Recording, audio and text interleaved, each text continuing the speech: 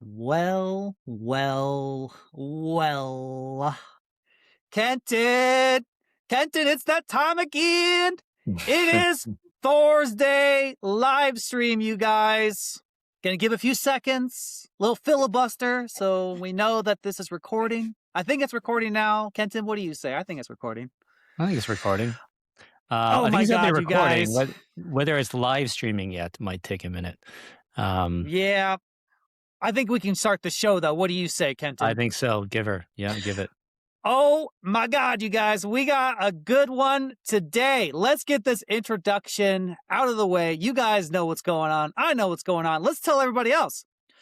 THORChain is the world's largest Bitcoin DEX. You can swap Bitcoin with 10, actually soon 11 different blockchains across 39 different pools.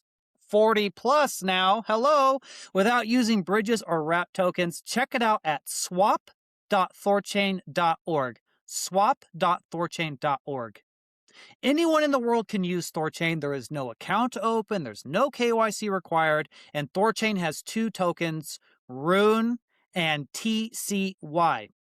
The fees for swapping on THORChain are paid in Rune, and that's where the yield comes from. The fees are deducted from swaps to purchase Rune, so you do not need to own Rune to trade on THORChain.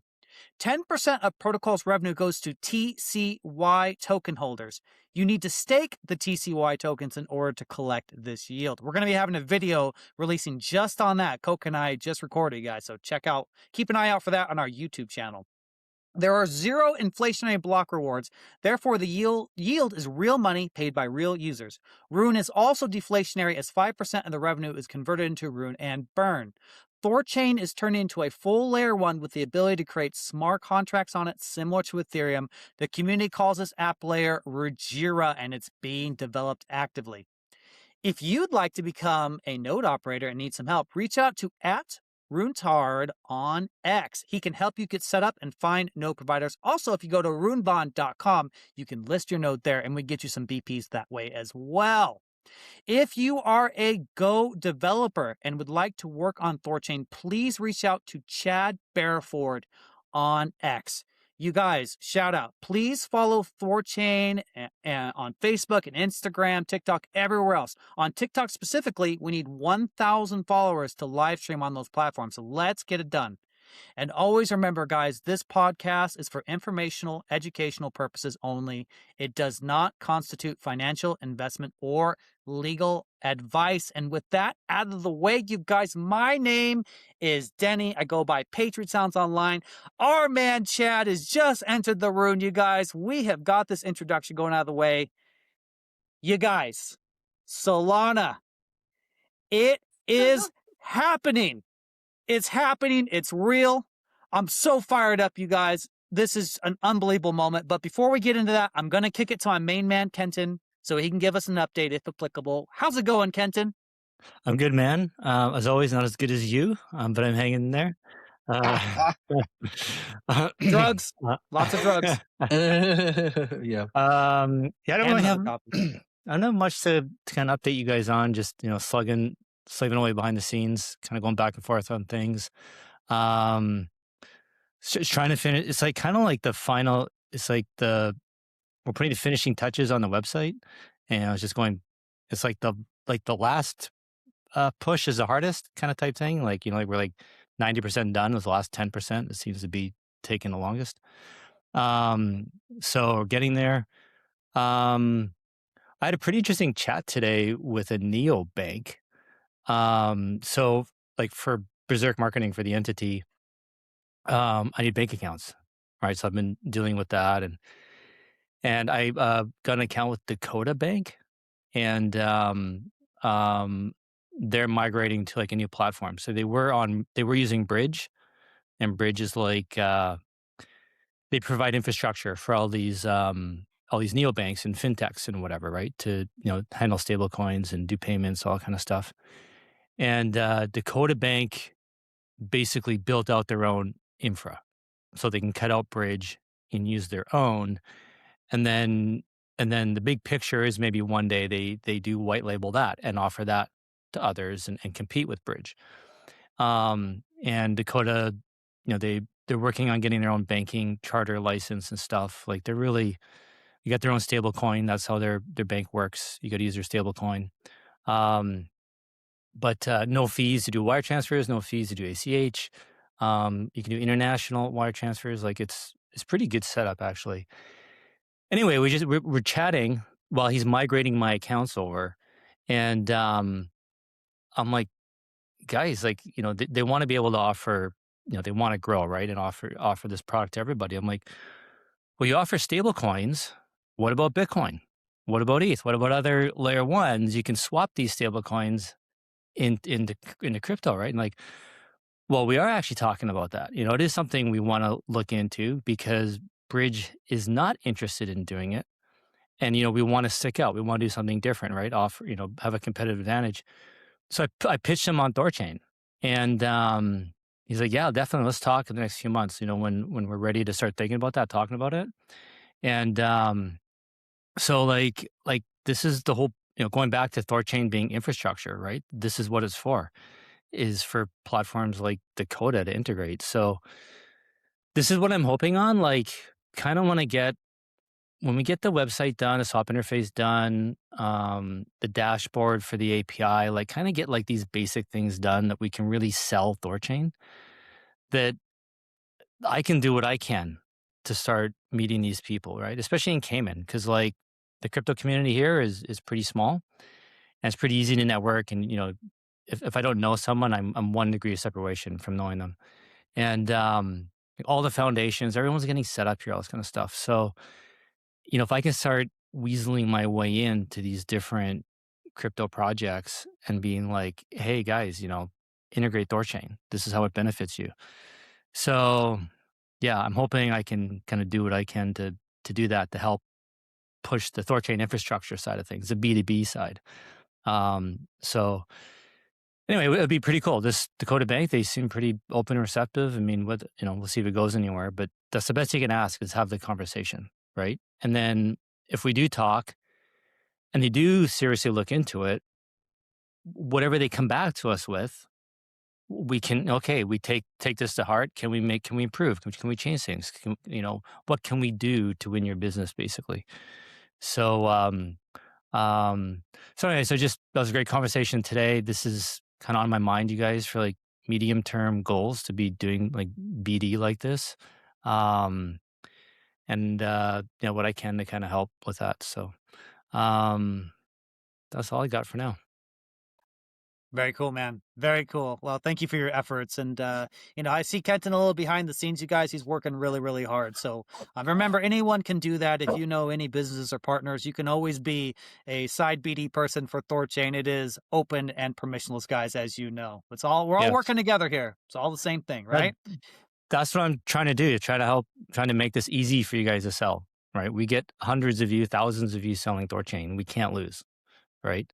You're 1,000 plebs selling THORChain is way, way better than just me selling it, right? Mm-hmm. So, yeah. Well, little insight to Saturday, guys. We're gonna have Cake Wallet, and Vic is gonna be joining us from Cake Wallet. And just a little thing, I met him in person back in 2022, I believe it was, at a Litecoin meetup in Las Vegas. And that's when I was very new, and I was an educator, but I was not nearly as knowledgeable. But I did my best, and I shilled THORChain back then to Cake Wallet, right? So, guys, just keep going, never stop. It's really cool. I mean, your words really can lead to like a compounding effect. It's just, you've got to just introduce them to that concept. That's always the most important step. Especially But right now, like we're deep in a bear market. It is ugly out there. I know everyone's beat up. I know everyone's exhausted. Like, that meme, I'm tired, boss. We're all tired. But the teams, the projects, the communities that keep pushing forward, that just continue the process, it's going to pay so much more dividends and help us do better when things finally start turning around, right? And when everyone else is sleeping, slacking off, giving up, this is when we make progress. I know it doesn't look like it, but this is when we move forward in times like this, because our competition is not, right? They're standing still. They're going backwards. We got to keep pushing forward. Every little bit counts. So yeah. keep at it, guys. Relentless pushing forward, nonstop, just determination, no giving up. In fact, Solana's going live, and to me, like, we're gonna talk about this, but to me, this like feels so good because yes, it's a new chain, it's a really hard chain. We spent years working on it, but I think there's a bigger point here. It's like THORChain not only added chain, but it's just a testament that, we survived. Like this is like the greatest redemption I think ever. I mean, we are here and we're not going anywhere. And all the other chain clients coming, it's incredible. Now is go mode. I'm gonna kick it to you, Chad. Man, how you doing, dude? Today has just been an excellent day. The vibes are incredible. What's going on? Not much, man. Good to see you. Good to see you. Um, we are coming very close. We'll be cutting 316 probably today or tomorrow or maybe Monday if we get delayed. 316. I think the biggest things in 316 will probably be router v6 and also Zcash. I think Polygon is actually also in 316 as well. So we'll have the ability to go Polygon possibly as well. I think Zcash will come first. I think that's the most out of those two. It's definitely after Solana is the highest value. But we'll have Polygon in the code base for 316, and then we'll probably launch Polygon after Zcash, after Solana. Holy crap. Okay, we just went a long time with just having slow, like not adding chains right, but now we're just like going into chain add overdrive right now, you guys. We have like sort of like a dedicated team. Like we have one or two devs that are primarily or even solely, I guess, solely focused on chain clients. So they got Solana done. We got Zcash, Polygon's done. Sui's in the mix. I think that's the next one. There's probably one more that I'm forgetting off the top of my head. But yes, we're going to start pumping out more and more chains to add more and more assets and, more routes and all that kind of stuff. I think THORChain and Cardano, I think are. Oh yeah, Ton and Cardano. Yeah, that's also in the works. Yeah. You guys, I love it. I mean, this is freaking nuts right now. This is Yeah. nuts. So, what the Sui? If I think I saw this, was this a chain client ad that someone added to apply for a job as a core developer or something? I think I saw that. Do you know what I'm talking about? I don't know what you're talking about, but that doesn't mean it's not true. It could be just going through JP / Star Squid, and I just wasn't part of that conversation. I'll find it here in just a second. I'll screen Are you talking share about it, Star Squid or someone else? Hang on. You guys go ahead. I'll find it. Because I think if I know Star Squid's story, it's when Rajira guys came over to join THORChain. They kind of needed someone. They needed someone to bridge the gap who understood the THORChain code and what Rajira was doing, and to be in the middle. And so one of the guys, all right, fine, I'll put the hat on. I'll pick up the gauntlet, and he started getting into THORChain. And then I think that evolved into him adding chains to it. Is that right? Yeah, now Star Squid started through the Rugis. Oh God, sorry. I'm gonna zoom in. Yeah, so Son of Odin's me.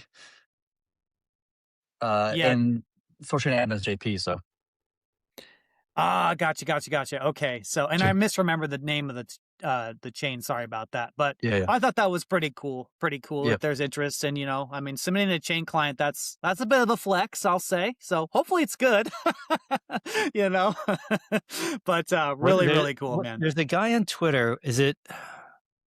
What's his name? He's been begging for Tau BitTensor to be on THORChain for like a year or two now. What's his name? I can't remember. But if he pays attention to THORChain, so if he's listening to this, hopefully he sees that, and hopefully that gives him some hope.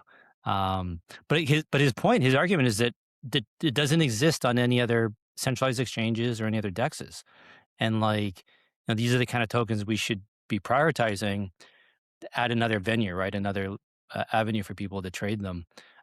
Which I agree with the reasoning. And we got to be chain agnostic, right? We can't be passing comment on whether we think these chains are good or not. If they are market cap, if they have volume, I mean, we gotta have them, right? So, well, this does remind me of a topic. Now, this is something that's been going on in the community. So, This is a conversation we had months ago. And I think this is a good segue because, as just to warm up the audience, looks like we're about to add a lot of chains, right? And so, when we add chains, we have to seed the chain with treasury money, right? Usually it's $100,000 or whatever it is. And so there's an interesting conversation to be had here. The topic of discussion that's been happening a lot is having a POL add function where percentage of the total revenue of the protocol goes to adding pools, right? And you just deepen the pools, add to the TVL, things like this. Now, to catch everyone up, the counter argument to this was because there's certain LPs and certain pools that are synth leveraged, right? Adding POL to these pools would dilute them, would harm them. But there are pools that do not have the savers function on them. And now that we are getting more and more pools, this conversation has come back. And so I was just curious. There are some topics out there. Some people say, well, why don't, instead of the 5% burn, we do 2.5% burn, 2.5% POL add? And that way we can start deepening these new pools like Solana and Zcash and all this stuff. I guess I'll kick it to you, Chad. What is your thoughts on that? Of like which ones to prioritize? Well, just having let's start with just a POL add function at all. Like, I don't know how it would happen if it's like a Mimir we choose, or if it's, but how do you feel of the protocol adding to the depth of whatever pool, via percentage of the total revenue? I mean, it touches upon some things like Kenton was saying in previous weeks of like, how do we flow liquidity from one pool to another or whatever. I think it's a complicated issue because like I'm not sure what the future is of the POL in general, right? That is its own separate conversation. My understanding is that adding new pools would be the treasury primarily being the source of, at least seeding the pools and putting in like 100K. Like we're going to be seeding the Solana pool with like something very small, like 10K, like very, very small in the very beginning, just to make sure everything's like, everything looks right before we start putting more liquidity into it. I don't know. It's a good question. I hadn't really thought that much about it, to be honest with you. But if it's going to be a POL, then the question becomes like, well, where does the POL come from, right? Like, where does the liquidity come from? There's already a ADR to burn the reserve, so that wouldn't come from there. if that gets Like, passed. what have they been talking about is like, okay, we have 5% of the ruin that's burned, right? Either some people say just get rid of the burn or cut it in half. Do 2.5% burn and then the other 2.5% burn rune. Have that swap into, which is sell pressure, but it's liquidity being deposited in the pool, right? Which raises Yeah, the yeah, TVL it's to worth top the of the sell pool. pressure, to be honest. Yeah, Right, right, exactly. And so that's kind of where it is. Now, there's not a good understanding of necessarily how this would work. Of like if this is Mimir, would nodes vote on this, or would you just let like 9 realms just have unilateral control, just trust their judgment or familiar cow and just deposit? But that's kind of the thinking. Yeah, I think it's the way that I would do it if I was going to do it. At least my knee jerk kind of hot take is that you would algorithmically look at the depth of the pool versus the volume of the pool over a given like time period, and then the one that has the best kind of ratio between those 2 points, that's where we would deposit more rune into. And by depositing more rune into it, you would decrease that ratio or whatever, or increase it depending upon how you want to look at it or how you want to calculate it. But that's probably the way to go to it. Like that's like my kind of hot take on it. That same idea was actually shared by someone else as well. So your hot take matches their hot take as well. Kenton, do you have any thoughts on this? Sorry, guys. I do. Yeah, my internet's, I don't have a problem with internet lately. Sorry, kind of froze on me. I had to turn off my VPN, so I didn't catch what you're saying, Chad. But uh, uh, Patriot, yeah, I think it's way better if we took a few percent of the revenue. That's only like several $100,000 a year, right? It'd take a long time to get any kind of out of any money into these pools. And then it also takes away from everything else the yield is doing, right? Whereas the existing POL even right now, isn't it like $60 million? Like, 1% of that is 600 grand. Like, we should just shuffle what we have. Like, it doesn't make sense to me why we have to keep the POL fixed into what it is. Like, it's an asset. Let's move it around. Let's like move the liquidity where we need it. And I think we generally all agree we need new pools. And we should be, especially right now, preserving the treasury as best we can, right? It's capital. So in my mind, even take a few percent of the POL and move that into the new pools. And we're not the treasury can save money. We're not changing the yield. Everything stays the same, and we're just working with what we already got. And like, probably, half or the majority of that liquidity is in the Bitcoin pool. Like, we don't need it to be that big. It can the Bitcoin pool can go down 5% in TVL, and it's going to be just fine. Like, it's not going to affect any trades, right? Whereas that TVL and other pools could introduce a lot of new volume to us, right? So as far as I'm concerned, I'd way rather reallocate the POL, and then this dovetails into my idea about a liquidity pendulum, where instead of if the code to do it manually, I assume that's the hard part, and then after that, maybe it's easier to just automate it so that it balances out according to like a formula.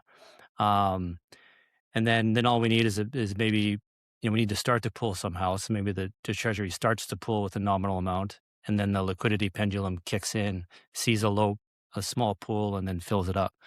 But yeah, I'd rather shuffle around our existing POL than take any more yield. Yeah. I think that's a good idea. I don't see why you couldn't do both. I like that idea a lot, honestly, because I think the one thing the argument they're making is, it's basically this burn. The whole conversation revolves around the burn. Like, we have 5% and it's just ruin that we're getting rid of, right? It just goes away. It's, the buy pressure's already happened. We're just disposable of it. Like, because if we shuffle around our assets, I think that's good and necessarily to make, it's just better to do because it's assets and you can more strategically place them. But actually injecting new exogenous assets into the pools themselves, we currently don't have that right now because like 100% of the rewards go to nodes, right? So that's kind of where this conversation is coming from. It's like, just have this trickle of exogenous assets being deposited in pools, and then we can just, and then if you imagine with the app layer, like the amount of fees that we can be getting, right? I mean, I'm bullish. I'm a perma bull. I'm guilty, guys. I think THORChain and Huugin, we have a very bright future. I think even a small percentage of total revenue going to pools may have a tremendous effect on increasing the depth. Well, Well, I mean, so for the way that I think about it is that, like, I'm not a fan of the burn personally. It's a poor allocation of income, in my opinion, just because, say, half the rune is in the network and half the rune is outside of the network, then half of the burns being deposited to people that are not really actually contributing to the protocol itself. It's a contributing value, or redistributing value to people who are not actively participating in the network in a more feasible sense. So if I had my way, I would say we just get rid of the burn entirely. If you want to reallocate that 5% burn towards like the POL, it just basically funds the POL and just keeps on adding more liquidity to it. And then in addition to that, doing what Kenton was saying earlier about redistributing the POL's balance between pools based upon some system. Like, I can get on board with that. I can see that being a thing we can do. That could make some sense. The hesitation that I would have on that is that we want to be very careful about how the value is being moved from pool to pool, because when you do that, you're inherently going to lose value by doing so. You're gonna get some fees paid when you exit the pool, and you're going to get some fees paid when you enter the pool, the next pool. So, and technically the POL is going to reclaim some of its fees because it already has, stature in that pool beforehand. So if it has 80% of the pool, it's going to claim 80% of the fees back to itself, right? So it'd be less in that scenario. But like, still, like, you don't want to be in a situation where you're you're effectively doing the same as what like a hyper trader does, and they just constantly trade crypto all day, and then all of a sudden they have no money because they just paid fees every time they traded, and they just like burned through all. I know a guy who like basically lost all of his crypto just because every day he was like trading, a bunch of trades, whatever, and paying fees on every trade, and then like eventually, like after a while, he just like lost all of his money just for like largely just like from paying fees, like you know what I mean? Like, and we don't want to do that, right? We don't want to be, and that would effectively redistribute the POL's value, which maybe it's, I think Kendon said it was like 60 million, whatever the hell the number actually is. That would just redistribute its value back into the pools, into the LPs, to like, it'd be a donation of $60 million to the LPs, which I don't think that's probably not like the right thing to do, because that liquidity could exit, and we want the liquidity to stay there for obvious reasons. So I have to spend some time like doing the math of like how we could do this in a way that doesn't, you know, burn too much of its income. Like maybe the 5% income is the buffer zone that we want. That okay, we'll spend X, whatever the interest is, that 5% we're making. That's the allotted capital that we're ready to pay in fees in order to move from the Bitcoin pool to the USDC pool or whatever. Yeah, I imagine, I feel like that Makes can be sense. pretty easily solved. Like maybe, instead of doing daily rebalancing, maybe it's monthly, or maybe you wait until it's, 10% of the pool or something like that. Like it's got maybe a sizable chunk has to move or something like that. Um, Well, you yeah. want to do the opposite. Like you want to do the It's small. smallest chunks, Oh, right? You want to okay. do a right, So because if you did like a little tiny itty bit per block, right, then you would have the least amount of fees possibly paid. If you did like once a day, then it'd be more in fees, right? So you yeah, want to bleed a little bit. So like in this scenario where you have all these pools, and this pool has the highest volume versus depth ratio, and this pool has the smallest depth versus pool ratio, you're going to move liquidity from this guy to this guy, right? Because it's like the least um, valuable resources. It's paying least amount of value, and then redistribute to the guy in the top of this kind of list. And so you're eventually going to like just push everything towards like the center, so that all the pools eventually over time get to a place where they're all like more or less the same ratio between all of them, right? More or less.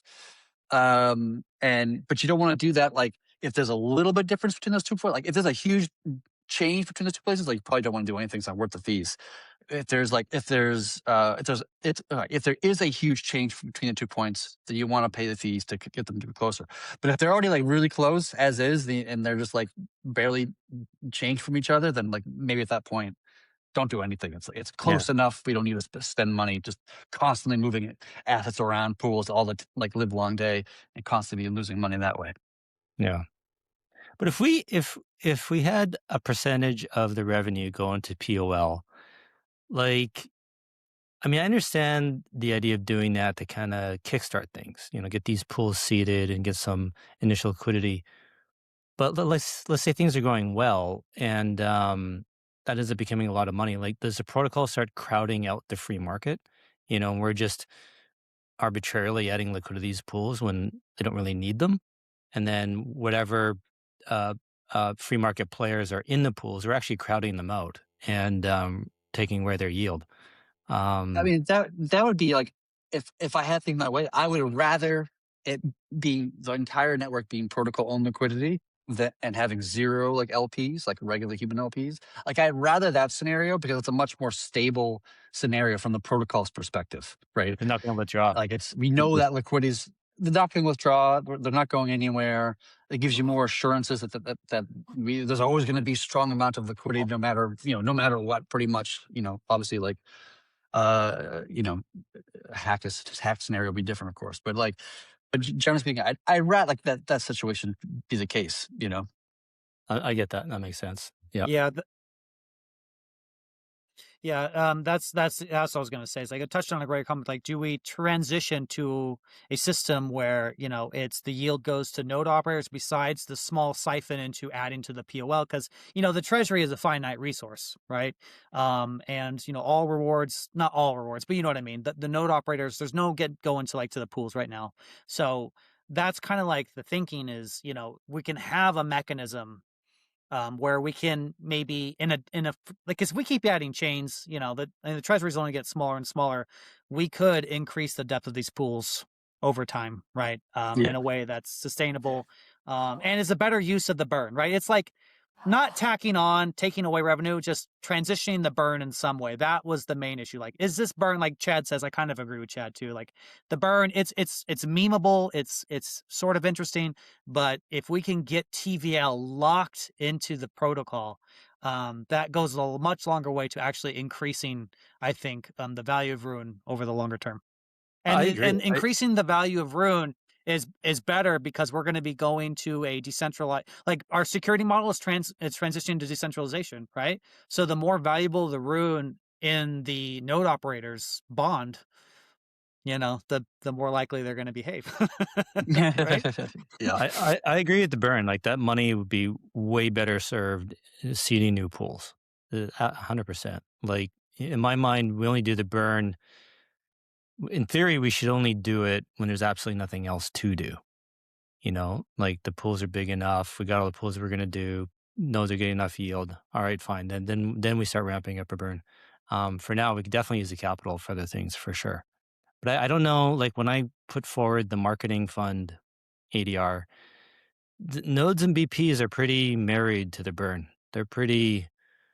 I'd be surprised if they'd be willing to give it up. At least that was my feeling back then. I don't know if people have changed, maybe thought about it differently now, and what have you. But yeah, I could get on board with it. And yeah, just because we end up, if we do, I think we stop the burn today, doesn't mean we can't 2 years from now or something. You start it again, right? Or even do 1% burn and 4% POL or whatever. Yeah, but I would push away from the burn personally. Like the only reason really we talk about the burn is because telling the community or the larger investment market that like, oh, Rune's great because it's a deflationary asset because it's got this whole burn mechanism, and that just like gets people a little bit more excited to invest into Rune. But if we're all being honest here, like burning 5% of the system income is not really going to push the Rune price in a significant kind of way. It's not. It's really more like as Danny said, it was more like a meme. And I'd rather have this capital that's coming into the network through the system income be allocated in a much more like objectively valuable way, which would be redeploying that capital into the pools to have deeper pools so that you get better price execution, faster trades. Like that's much more like tangible, real value to the project, to the protocol, than just like trying to whisper in some internet trolls Twitter ear that like, oh, we got burn mechanism, you should buy more Rune or something like that. I just don't see that as a valuable, like I don't want people to invest into Rune because of the token economics of burning. Like that, this is just not a great reason to invest into Rune, to be honest with you. I want people to invest into Rune because they see the value proposition, the value we actually provide to people. It's not hopium, what we hope to do one day, but we actually provide real value to the entire industry of cryptocurrency. And we do this very, very well. And we've been doing it for a very long period of time. We are the OGs. We invented the space. That's the reason, at least from my view, why I want to convince people to get involved in the project or become a community member, not because of just some sort of like, we'll make you rich if you buy it because of this burn thing. Like that's just, I don't know, that doesn't have the right tone from my perspective. I think we're all largely in an agreement here. So that's cool. Well, hey guys, listening out there, maybe ADR 24. I don't know. I'm just saying. But Maybe. speaking of ADRs, guys, let's ADR 23. Unless you guys want to keep on going this conversation, the burn, the reserve. I really have not seen any pushback. Oh yeah, go ahead. Can you hear me? Mention it? Okay. Going back to the idea of POL, the protocol owning all the liquidity in pools. We crowd out the individuals and it's just protocol owned. if the pools get big enough, I don't know how am I trying to say this. If they're getting bigger and bigger and bigger, then the actual yield they're getting will be smaller. Like, will the will we start burning capital? Like, if the pools get too big and experiencing all this impermanent loss, but there's not enough yield to offset the loss, are we then just burning capital in a different way? Like, you talk about burning the rune is kind of a waste. Will we be burning our own POL through impermanent loss because it's not getting enough yield to replace it? Well, the important word in permanent loss is the in part, the impermanent loss. It's not permanent loss, it's impermanent loss. So you don't Okay. actually lose the value in that sense. Like impermanent loss happens when you enter the pool and there's a ratio between the two assets, whatever the ratio is between these 2 points, like 2-to-1 ratio, 5-to-1 ratio, 1,000-to-1, doesn't matter, whatever the ratio is. And then the ratio changes in one direction or the other. Then you experience impermanent loss. But then when the ratio goes back to where it was when you deposited, then whatever loss you experience comes back, kind of right back into your wallet in a matter of speaking. Right. So like, Okay. because we're constantly just buying, more LP position, like every block or whatever, whatever the thing is going to be, we're constantly buying at whatever the ratio is now. So like, what is the impermanent loss that the protocol is experiencing? Well, it gets really complicated really fast. It's really hard to calculate like how much, like if the price moves in any direction, we're going to experience impermanent loss and remove permanent loss at the same time, which is kind of like a funny notion. And which one is heavier of those two? It depends on so many factors that it's hard to calculate. So I wouldn't be too concerned about the impermanent loss like aspect of that scenario. So then, okay, so going with this, what if we do have, say, 90, I think even right now, 90%, 95% liquidity is POL. Um, we just get to the point where it's 100%, or we get to the point where we just say, you know what, we're just going to turn off rewards going to the pools, and rewards only go to nodes. Do you think we could get to Mhm. that point? And then basically, technically, the pools are open, an individual could deposit, just like the TCY pool, but there's no point because they're not getting any yield. And then it truly does just become Yeah, yeah. protocol owned. And then, and we fix the yield going to nodes, and there's no more pendulum. Yeah, what do you think about that? I mean, so why I would hesitate on that is that the POL is owned by, like the treasury is what funds, everybody. It funds, Discord people, Rune Scan, my salary comes through the treasury, right? And that is, it's healthy. Last time I looked, it was like, I don't know if it was like 8 million or something around that area in terms of how much money the treasury is in the treasury now, which is good. We can operate, for years on that, assuming, markets don't go even worse than what it is now. But like at some point that's going to run out, right? Because we only have so much, and we do have some income coming from nodes, I think, or something like this. But like long term, we're going to have to figure out a way of actually funding not just like a couple devs, which is what the dev fund currently funds. It's like it's not that much money we're getting. It's barely even funds like 2 developers. And then we're eventually going to get to a place at some point in the future that we're going to need to have more sustainable, long-term sustainable income for the treasury, so the treasury can continue to fund community members and developers and so forth and so on. And who knows what that's even going to look like in a few years, because like AI is like changing the landscape quite significantly. So like maybe there will be a lot cheaper, in 5 years just because of AI is doing what AI is doing. So I'm hesitant to just to say, look, well, the POL is not going to make any income, because I would think that the POL, which is like kind of the protocol, wants the protocol to succeed. In order for the protocol to succeed, the treasury needs to be around to fund everything, everything that it needs to fund in order for everything to work the way it's working. So at some level, we got to figure something out. Whether the POL just doesn't take any income, and then we take a chunk from the system income to supply the funds needed to actually pay for the entire ecosystem one day, or we figure out another methodology. Like we're years away from that scenario, to be honest with you. So it's nothing we would like have to debate right now.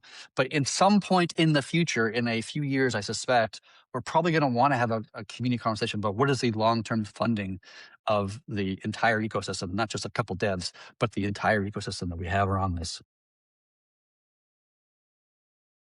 Yeah. Cool. Um, I cut out a little bit there, so I may miss a little bit there, but I actually would love, I would love for the system to be POL and the pendulum to be fixed and go to nodes. I think that just makes more sense. I mean, we did the LP model. I was an LP for years.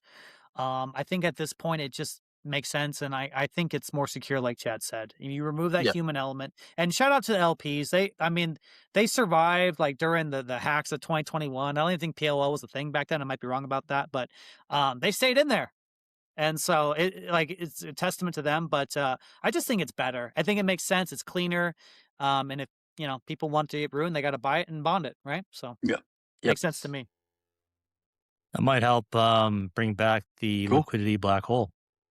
As revenue I volume think goes so. up, revenue goes up, pools get deeper, gets more volume, gets more revenue, right? And we go around. Might help get that going You again. go around. Yeah. And I think Yep. if you deposit more TVL into the pools, right, that, TVL, you juxtapose it correlates with increased rune price. And when rune price goes up, even more liquidity, exogenous assets gets, arbitrage into the pool. So I think it wins, pretty sure. Yeah. But I like it. I like the idea a lot. Yep. Absolutely. All right. Well, there you go. Is there anything else on this subject, you guys? Or should we move to ADR 23? Yeah. We can move to the next topic. Yeah. Good. Well, I'll Yeah. just quick. I haven't seen anyone really push back. Have you guys seen anything push back about burning the No, but reserve? I think I always wonder because Discord is a ghost town right now, and is everyone just checked out? No one's even paying attention, and that's why I don't. there's no. I don't think Discord's a ghost town necessarily. I think this topic is kind of it's not exciting or fun because it's kind of what we do with Room that's not being used at all, and it's already out of circulation, not in part of circulation, but we're going to take it out of circulation.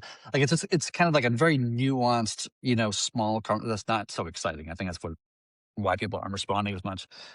But I mean, I feel very neutral about this personally. I don't have any strong opinions about it. It doesn't really change anything from my perspective in a significant way. It does for me. I think it changes the optics a lot. I know technically it doesn't, but for the casual observer, it does change a lot. I think this would have a much bigger impact than say the burn, because everyone in crypto is so burned with token unlocks getting dumped on, right? And so a lot of people they just go straight. What's the max supply, right? Or how many tokens are waiting to be unlocked, and they just automatically price that in, right, to their valuation. And so if we can remove that, that's up to a third of dilution that we take out of their minds. So yeah, and yeah, so I'm on board. I think it's great. I just hope I hope the other nodes, everyone's interested, paying attention, and whether they agree or disagree, will say something. But it sounds like, yeah, Patriot, you're right. Everyone seems to be on board. Yeah, I mean, it's like we said before, if something were to happen, the craziest we could always bring it back, right? And like you made the point in the previous live stream, Kenton, companies change their capital structure all the time. There's no reason why THORChain, as being a sophisticated player as it is, cannot have that same quality. So if it makes your job marketing THORChain easier, I mean, that's important stuff, right? Like there's always the technical stuff you have to think about, but there's always that illogical, ambiguous, like first impression kind of human stuff, right? The market's an It's irrational huge. system. So, right. Yeah, like when somebody sees 500 million max supply, then 425 million total supply, then 350 million circulating. First, it's math, right? It's cognitive burden, right? And then they got to figure it out, okay, well, the total supply is 425. When is this 75 when's it gonna be unlocked? When's it gonna be sold, right? And after all that, we got to say, oh, don't worry about it. It's not happening. Block rewards are done. It's all fixed. It's just a giant. We're making them go through so much work just to get to to a point that's only that far away. So if we reduce the max supply, the total supply, bring it down to whatever, I think 360 million is what he suggested. 360 million total and max supply, 350 million circulating. boom, done. Like there's no more big giant having to explain everything. It's so much easier. So the Yeah. our only real cost is, I guess, your time, Chad. I don't know how hard it is to burn the reserve, put in that code. Um, It's easy. but I wouldn't even do it if okay, Huugin will. yeah, and then I'll just create a GitLab issue, yeah. assign to Huugin. He'll run off and do it. I'll just approve it. That couldn't have been better Sweet. time because I was actually going to ask about Huugin, but Cool. dude, that's Cool. epic. I love that, man. Cool. Awesome. In Well, my mind, okay, this so Chad, 23, go ahead. it's a good example of like doing little things during a crappy market. Like, just keep slowly improving things, tweaking, adjusting, and it's just going to add up over time. So I think this is great. Yeah. Okay, guys. So, the last update we did in the week, I mentioned, you give an update on Huugin every week, Chad. Everyone loves talking about it. I think recap, right? We have one instance of Huugin that runs all the time, and then when Huugin finds an issue, it goes to a cluster of 3 separate instances, and then if there's a majority consensus that this is an issue, this gets pushed forward as a legitimate issue, and this has reduced the false positives by, I think you said 80% of the time. Is there an update on this? Have you got it down? I think you said you want to get it to like 90%, or Yeah, on the next time. But the thing is, like, I haven't run that element of it again since then because it created like 80 plus issues, and so you can started to create like MRs 3 at a time, and waiting for us as in the devs, human devs, to like approve the change and go ahead and merge it. And it was just taking so long to do that because there's so many issues to kind of like churn through. I just manually told Huugin earlier today, just go, like, there's now like 66 remaining issues. Just do it all in one PR, just to just to get it done instead of like slowly going one by one, but just like get the whole thing done in a single PR. So that'll hopefully get merged like, this week or next week. And then once that's merged, then I'll probably have it run again and like go through all the code and do all that, And so we'll see how it does. So maybe like in the next um Thursday meeting we have here, I'll have an update on that in that regards. that sounds like a lot, man. Like, how much of a force multiplier is this for you? Like, Huugin doing this stuff. I know they're not big issues, but like, Yeah, if you did this individually yourself, I mean, if you assign me these like 80 somewhat issues and you ask me to fix all these things and open MRs, like how long would that take me? Yeah, probably like I would say 20 minutes each or 30 minutes each, whatever that number comes out to. So many hours, we'll call it 40 hours, which is like a whole work week, let's call it that. That's probably about fair, about accurate. So like it saves me an entire week's worth of time, which is, to me, is huge because my time is really like, is not plentiful. So saving a week is actually quite valuable.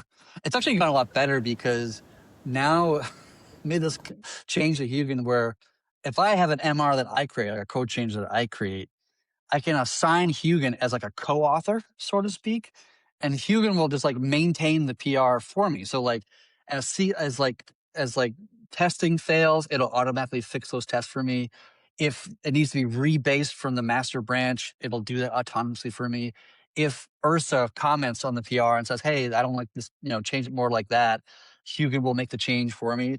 Because like a lot of the times I would create a PR and then I would like maintain that PR for like days, if not weeks, depending upon the complexity of it. And just like constantly just touching and touching and retouching and retouching and retouching, which is like sucked all my time out. So now I can just now Huugin does all that work for me. I can just like get the thing done, whatever that is, and just like let it take it the rest of the way. Like do the complicated or hard work of like the implementation or whatever the problem is, change I'm trying to make, and then Huugin do the tedious things of like maintaining it after that point, just helping me get it down, and hopefully it'll get like MRs merged faster. I mean, like this release 3.16, I think we're going to have like 90 MRs merged. That's almost twice that of the previous releases. So like we're getting a lot more work done in part because of Huugin. And we're going to be heading towards this way. This is kind of a funny idea, though, but this is like where we're probably heading. Is that like Huugin just operates off of GitLab, just like a human operates off GitLab. Like, here's our issues, here's the code changes, here's the comments, here's this, whatever. And so, like, eventually we're going to get to a place, maybe within 6 months, where the vast majority of my work, maybe like 80, 90% of the work that I do is purely within GitLab. And I just like tell Huugin to do things, right? Like I'll just like, there's some issue on, say you want to burn, 60 million out of the reserve, for example, like Kenton was asking earlier. I would just create a GitLab issue describing what it is or where we want to be done. And then, assign it to Huugin. Huugin runs off, does the code change, opens up PR. I look at it, I approve it along with, one or two other devs. It gets merged and then carry on. Like I'm just operating within the GitLab UI, and I'm no longer even using the command line or a code editor or any of these things. I'm just like, just managing things in GitLab because it's more like a PM role than a dev role in a matter of speaking. And that's going to be like a very kind of like, it's more like a chaperone. I'm like, I moved from being a coder to a chaperone. Dude, okay. So it's so in funny. In the last week's update, so here, I'll put it on the thing here. Some Coke says here, raise the AI token credit. So for those who don't know what that is, I forget, Chad, I think it was like a few $100 or something a month of AI tokens that you are allotted a week or something. And once those are done, like you can't do it anymore. But dude, I'm just like listening to you right now. And I know like the amount of money it costs exponentially to get more AI tokens, but I'm wondering if this should be subsidized because this sounds so freaking powerful that I kind of want Huugin like working all the time. You know what I mean? Like, yeah, absolutely. So we had an engineering meeting. We have an engineering meeting every Thursday. And the other devs of like Rugi, for example, Rugi asked me if I could point Huugin at their code repositories, not just the Thor node stuff, but their code stuff. Like they're kind of interested or excited about the notion of how helpful and useful Huugin is to finding issues and patching those issues and just doing arbitrary work, whatever that might be. So I'm starting a process today, and I'm actually like literally on my screen right now. I'm like running Huugin against the Rugi's code base, looking for potential exploits or bugs or whatever. And it's literally like I'm just watching it as I'm kind of chatting with you all. And so like there's like we're going to be consuming a lot more API tokens or more AI tokens, because now it's pointing a Thor node. It's going to go Rugi. We're probably also going to point it at the node launcher as well, which is like the kind of node operation repo, if you want to call it that. So yes, it's funny. Like we should probably have even more tokens because we are consuming more just naturally. And I was like, we're going to get to the point, and like AI tokens are like not cheap, by the way. Like they're like quite expensive. And we're going to get to the point where a developer spends more money on the tokens and the AI tokens than they do on their own salary, right? Like a company will pay more money per developer and the tokens that individual developer uses more than they actually pay the developer to use their time, which is like kind of like a mind-blowingly like crazy notion. But that's like probably where we're actually like heading as a software engineering community as a whole. So that's going to be kind of wild in a sense. But then at the same time, it's like all this stuff is naturally going to become, because it's so competitive, because you get so many strong competitors, like you're going to see the cost of API, of these tokens to come down over time between, Anthropic and OpenAI and, Gemini or whatever else. So like that stuff is going to become cheaper just naturally over the next like year or two as well. So I don't know what's going to happen. Right now, we're just like abusing the hell out of my personal, Claude Code Max plan that I'm just using for giggles and not nuts. I don't want to spend hundreds of dollars per day of my own money trying to get Huugin to be constantly working around the clock. But maybe one day we can get there, but not quite yet. Yeah. So, I mean, Kenton, come on, bro. How is this not bullish? We have all these chains coming. Chad's now a chaperone. He's not a developer anymore. You know what I mean? Like, this AI stuff, well, like to me, that's blowing my mind, dude, is like, this is like less than 2 months old, right? Like you did this over the holiday break, Christmas, the New Year, and it's obvious, unbelievably obvious of what a value add this is. And now the app layers get involved. Get out of here, guys. I mean, get out of here. This is effing nuts. It's effing nuts. I gotta Yeah. watch my language. There was a great moment like yesterday or 2 days ago where there was somebody in the community, just a random person who's also a developer, just but not a dev on the team for us, and they commented on one of these PRs, and then Huugin kind of ignores non-developers that just because it doesn't want to have prompt injection security issues. But anyways, so Ursa had commented on that person's comment saying like, "Yeah, I agree with you, Huugin, go do this thing." And then Hugin's like, "Cool, I'll do it." And then Hugin just like chimed in moments later and like, "Here's that change you wanted." And then it was like done. It's like it's such an easy, quick, fast, in the spur of the moment, and you don't have to worry about it, and it just gets done.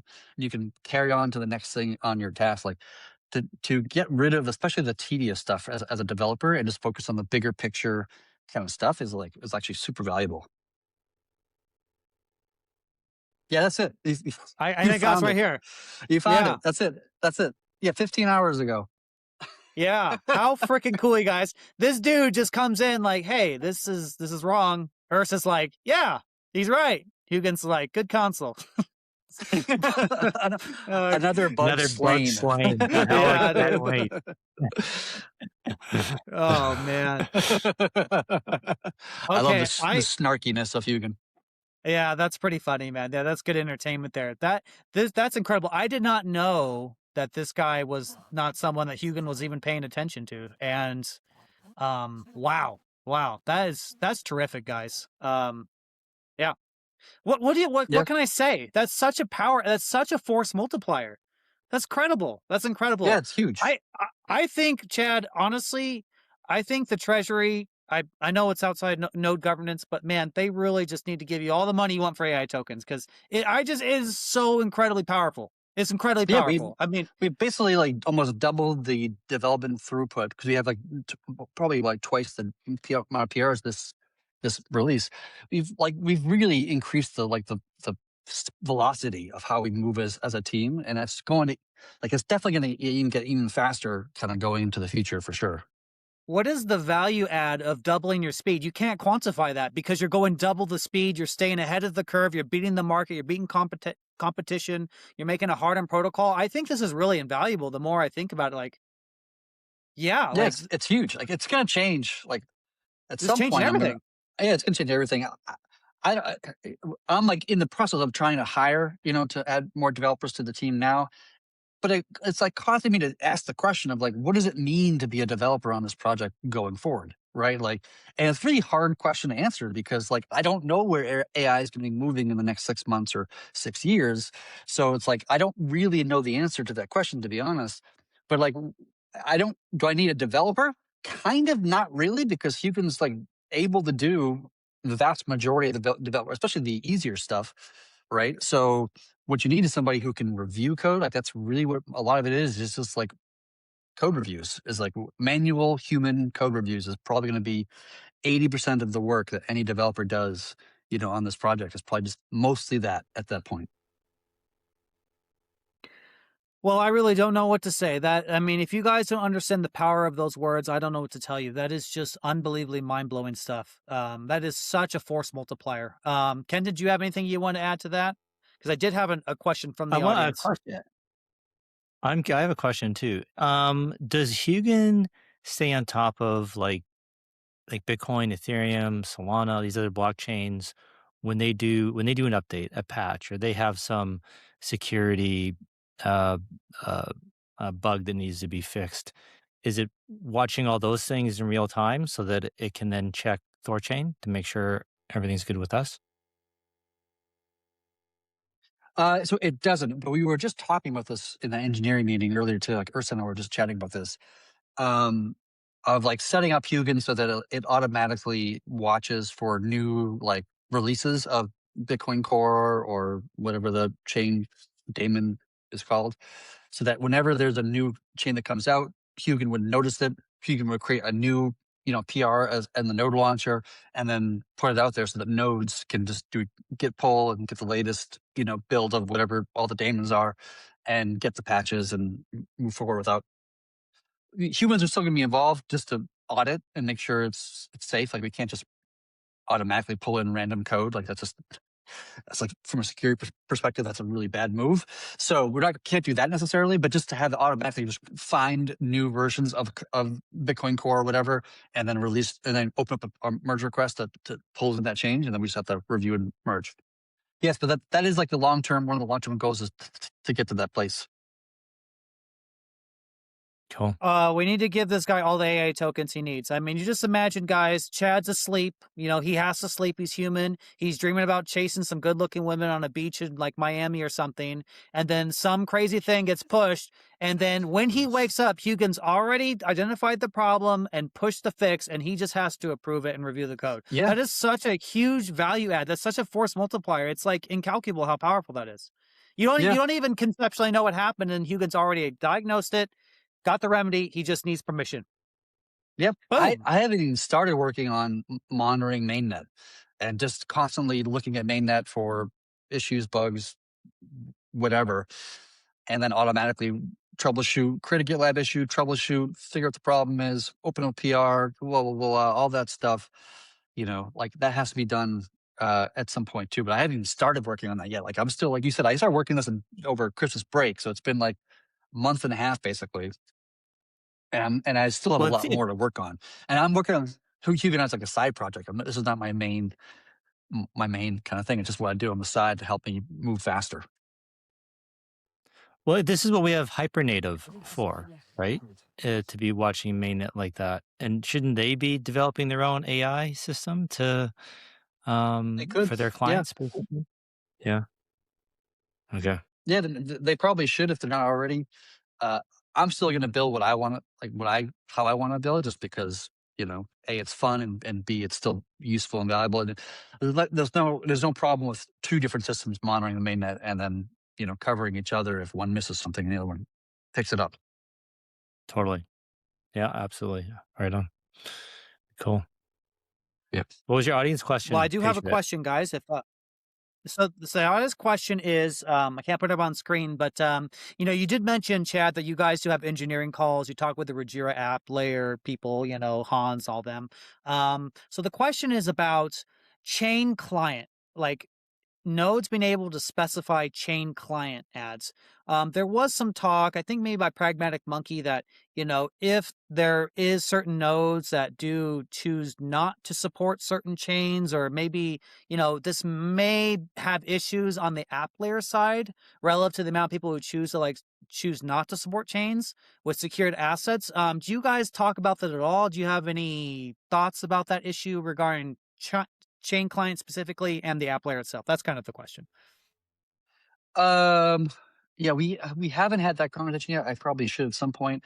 We're pretty far away from being able to opt out of supporting a particular chain client as a node provider, mainly because Intense is probably going to land first before that does, and Intense is taking its sweet ass time being reviewed by the devs because it's a very big PR. It's like very large.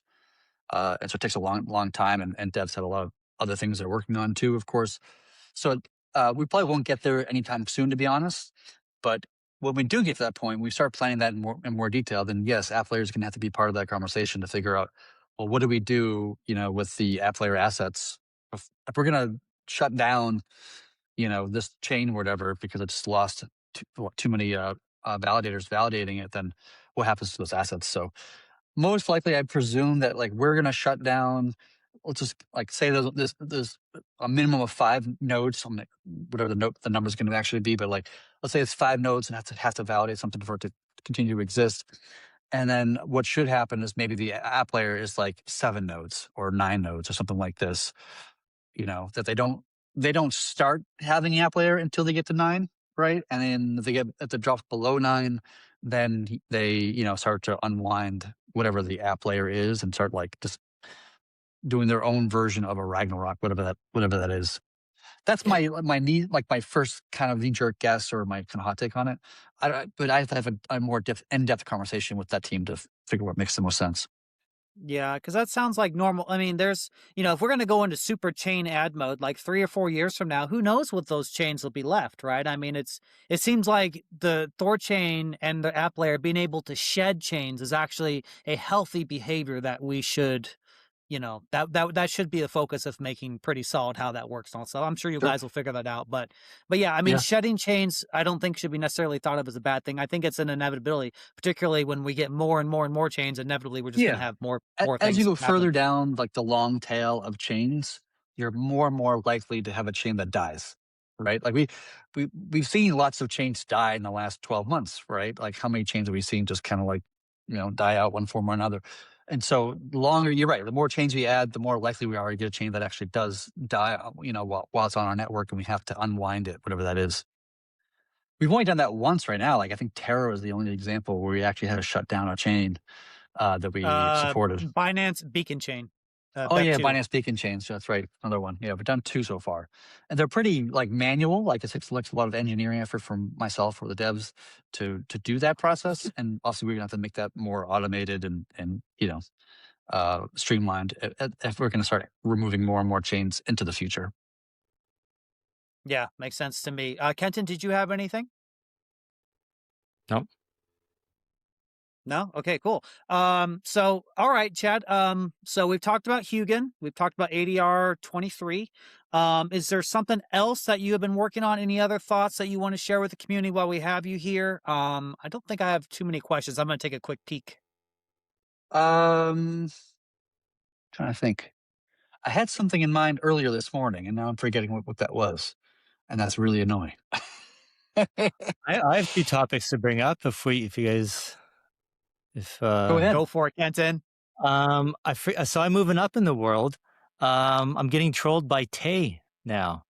Um uh Oh, so yes. her and Zach XBT hate us because we believe in free speech. Um so I don't know if you guys saw on Twitter, I reposted some guy who had 10 Bitcoin frozen by Near. And Mhm. I said, "Hey, that's too Oh yeah, bad, I THORChain remember. That's a community. crazy thing. Yeah. Can you help this guy?" And I was being like cute, you guys. I was doing it to promote and show you that Near is censoring transactions. I didn't think for a second that anyone at THORChain could actually help him, but it definitely got Tay's attention, got the poster's attention. I honestly didn't know he's a criminal. I have no idea. Um, but it was just more to kind of show that Near does censor. And so again, apparently it was a UI that censored the trade, not the actual protocol. Hmm. And the Unstoppable devs, they replied to a tweet saying, the way Near's API works, if you want the one-click API to integrate Near into your wallet, that functionality means you have to be able to you take custody of the tokens and are able to freeze them. Is the way I Hmm. understood it. Because somebody's sitting with that guy's 10 BTC. Doesn't matter if he's good or bad. Somebody's got custody of it, right? Apparently, it's the UI, not the protocol. So so it That's makes it interesting. problematic. Yeah. So are these UIs that are integrating Near, like for doesn't matter how brief the moment is, but are they actually taking custody of their users tokens when they play swaps? And it sounds like they are.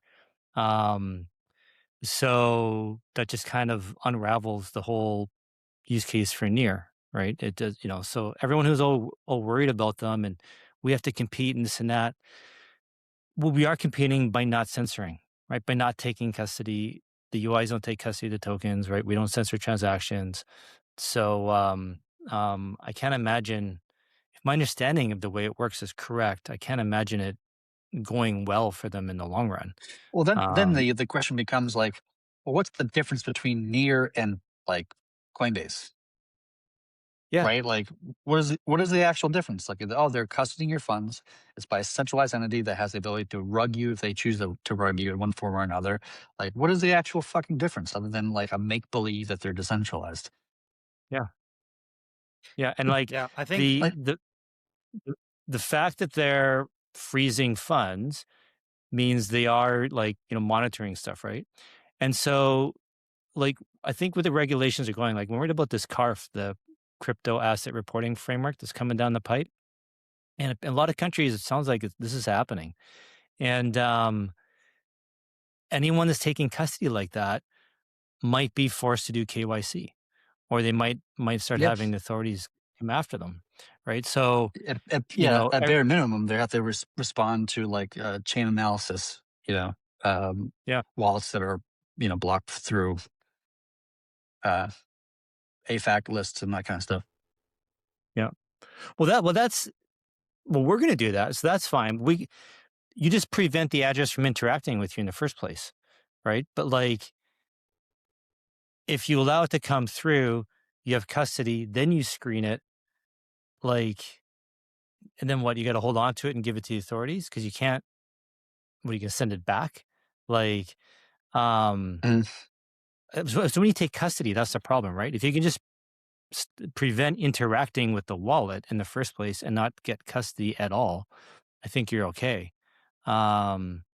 But as soon as you take Yeah, but custody, even if you like, the only reason why even that's a problem, like the only reason why you have to screen for wallet addresses is because the UI itself is run by some centralized entity that it can be held liable for X, Y, or Z.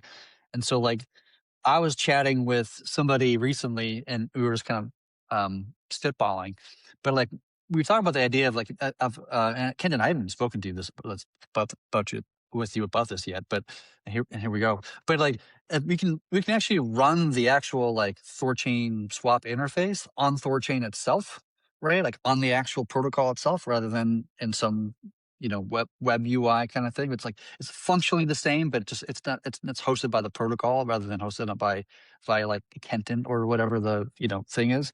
And then it becomes like you don't have to worry about wallet addresses and whatnot because it's no longer you know controlled by anyone, right? And that would be probably the right direction to go, I would suspect. how is that? How is that possible? Like, doesn't some person has to like own the domain name or something, like be registered on Yeah, well, like what do you call it? Like the DNS records. What do you call that? I yeah, forget. I know. yeah, Yeah. domain names. Yeah, yeah. So like you can get around that through a few different ways, but like the easiest way is just like going through like unstoppable domains, right? That's the simplest way to get around that particular thing. And then it becomes a question of like, well, who's hosting it? Well, I don't know. It's a bunch of anonymous nodes, and which node were they on when they actually did this trade or swap? I don't know. There's no way to figure that out either, right? So the idea of making the UI decentralized so that people like Kenton cannot be held, like Kenton's not doing anything. He's not hosting it. He's not his name or his credit card is not involved in any part of this entire process. Like that's totally a possible thing that we might do at some point in the future. But I was chatting about it briefly with somebody a couple weeks ago, and I have kind of forgot about it, to be honest with you. And they just reminded me. But it's something I want to kind of poke on, on the protocol and explore more depthly. Like I was exploring this idea for Archeo, which is another project that I co-founded, a couple of years ago, to help solve the problem of like fully decentralizing the complete stack of DeFi protocols, not just the back end protocol, but just like the way you get data in and out of the protocol itself, and then all the UI that you use to interact with that protocol. And I really thought it's critically important that we decentralize the complete stack, not just like the protocol, but the complete stack. Especially at that time, you had that fucknut over at what's his name, SPF, talking to Congress, and he was saying publicly at that time, like, I've been talking to Congress about, how UIs are centralized and how Congress should get involved with UIs and crack down on them and all these things and inherently remove your rights. So like, I was like, we need to fully decentralize the entire. I've been thinking about this problem technically for years. And then just a couple weeks ago, I was like, can we do the same thing for THORChain and just have the entire Thor swap UI just being hosted by the protocol itself directly? THORChain, swap.thorchain.org. Yeah. Not THORSwap. Um, And by the way, like, y- I'm not sure how much the domain actually matters. Like, if you point a domain to something, it's like, are you participating in the swap for this North Korean thing? No, you're just a domain name. You're not really. Like, what do you want me to do? Just turn the domain name off? Like, okay, then that's fine. I'll just turn the domain name off. Like I'm not sure how much the domain name like really freaking matters in the context of things. Like hosting the files, having logging, like the logging of the IP addresses that are coming to your server to do a trade or whatever. Like that's where you get into the more kind of like dangerous thing about where we're like the FBI or the CIA or whatever the hell it is going to come into your kind of backyard. But like if you just have a domain name, I'm not sure how much that matters. But there are things such as decentralized domain names, like unstoppable domains that can provide that element either way. I love that. Yeah, this is a great idea. Because Yes, I I'm think going to it's implement wallet screening on the THORChain swap interface to try and just protect us, right? Make sure nothing comes back, and we're doing what we can, play the game. Um, so I mean, obviously, you'd love to be a purist and not have anything. And yeah, I think it's a great idea. This is a yeah. fantastic idea.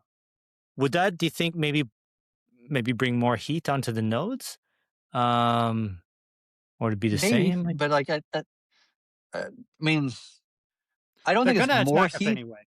I know, but it's like the nodes are the ones that are actually executing the trade or the swap, I guess, right? So like, can you be in more risk than that? Right. I Probably know. not. It's like Yeah. probably if Right. who cares what's the UI at that point, right? It's you're already doing the actual trade or swap through the TSS signing and whatever else. well, because this is my understanding the way the big brothers kind of look at it. It's like, okay, well, these are open source protocols, permissionless, blah blah blah. They can do whatever. It's the interfaces that we want to try, and the that's where we're going to try and implement things. And so it's kind of like, it's almost like cathodic protection. Like we're giving them the interface as something to go after, to leave the protocol alone. Now, if we combine the interface with the protocol, now they're like, well, now we're going to go after the whole thing because we want to go after Mm. the interface too. They will Um, go after the sorry, had to go ahead. no, no, go ahead, go ahead. They're going to go after the protocol regardless. There is no way to defend yourself against that because once they figure out the power of having decentralized finance, truly permissionless, truly no KYC, it can't be stopped at that point. The protocol will be attacked either way. I mean, the whole idea of a list, right? Whether it's, and this is me speaking as myself, you guys. This is just me as a person. Explain. OFAC, all these lists are ultimately bullshit because you can take a villain that everyone hates, like the DPRK. I don't know anyone who supports them. Everyone's really sad for North Koreans. They would not imagine one to live in that circumstance. But a list is merely an arbitrary enforcement mechanism to give the impression that a government, which is the biggest criminals of them all, that they have some sort of legitimacy or they are a purveyor of fairness and accountability or morality, right? When our own governments are the most destructive financial instruments that have ever existed in the history of all time, right? And so the list itself is the problem. It is the problem. And it does not matter what you do. You cannot kiss these people's feet. There is no choice. There is no suck up you can do to make it where they will not attack the protocol. It will happen. It's just like 2008 or any financial crisis, right? They take all these subprime mortgages, they repackage them, and then they're in bed with the rating agencies and they give them a AAA rating, right? And it's all nonsense. It's all BS. But then nobody goes to jail. Nobody gets held accountable. What we offer is a system that fixes all of that. They can no longer play these games. No more taxpayer bailouts. No more shenanigans. No more nonsense. And so I just like to tell people from my own personal opinion, just expect it because it's going to happen. But ask yourself, what will you do when that time comes? I know what I'm going to do. The same thing I've always been doing. I do agree with everything you're saying, and we're on the same page. Um, I'm just trying to think, how do we delay that? Put it Right. That's a fair push it as concern. far Right. into the future as possible, and like not accelerate it, right? Not right. And so that'd be my only concern is if we do that, maybe then we're putting it, maybe that puts a target on us, and and they want to get in and try and do something before we get I away with mean, it. I like, don't know. okay, here's my argument for like lack of a target, right? Like we've seen billions of dollars of money pass through THORChain, through North Korean hacks, you name it, up the spectrum. Yet we are still here. It's still operating without anything real being against us in one form or another, other than just kind of fabricating concepts on this conversation right here. Like, like these, the DOJ or whatever going after, UIs or whatever, they're just going after the low hanging fruit. Like they have limited resources. They want to affect change with spending as little resources as possible. And they look for the lowest hanging fruits, which UIs commonly are the easiest way of doing that because they're inherently, or at least commonly, are quite centralized and they're easy to go after.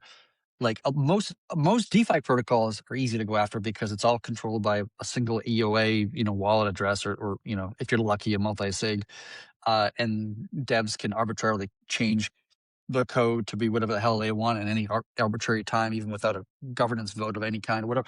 Like, or if there is a governance vote, the devs have like 80% of the tokens, so that effectively can do whatever the hell they want, right? So like, I think by us making it so that the UI is more decentralized than it is now, we're just kind of raising the lowest point, right, of the entire stack of THORChain to be more resilient or resistant towards anything that wants to interfere with the freedom rights that come with DeFi, right? So that's why I'm excited about it, or just in general, which is why I was talking about it a couple weeks ago.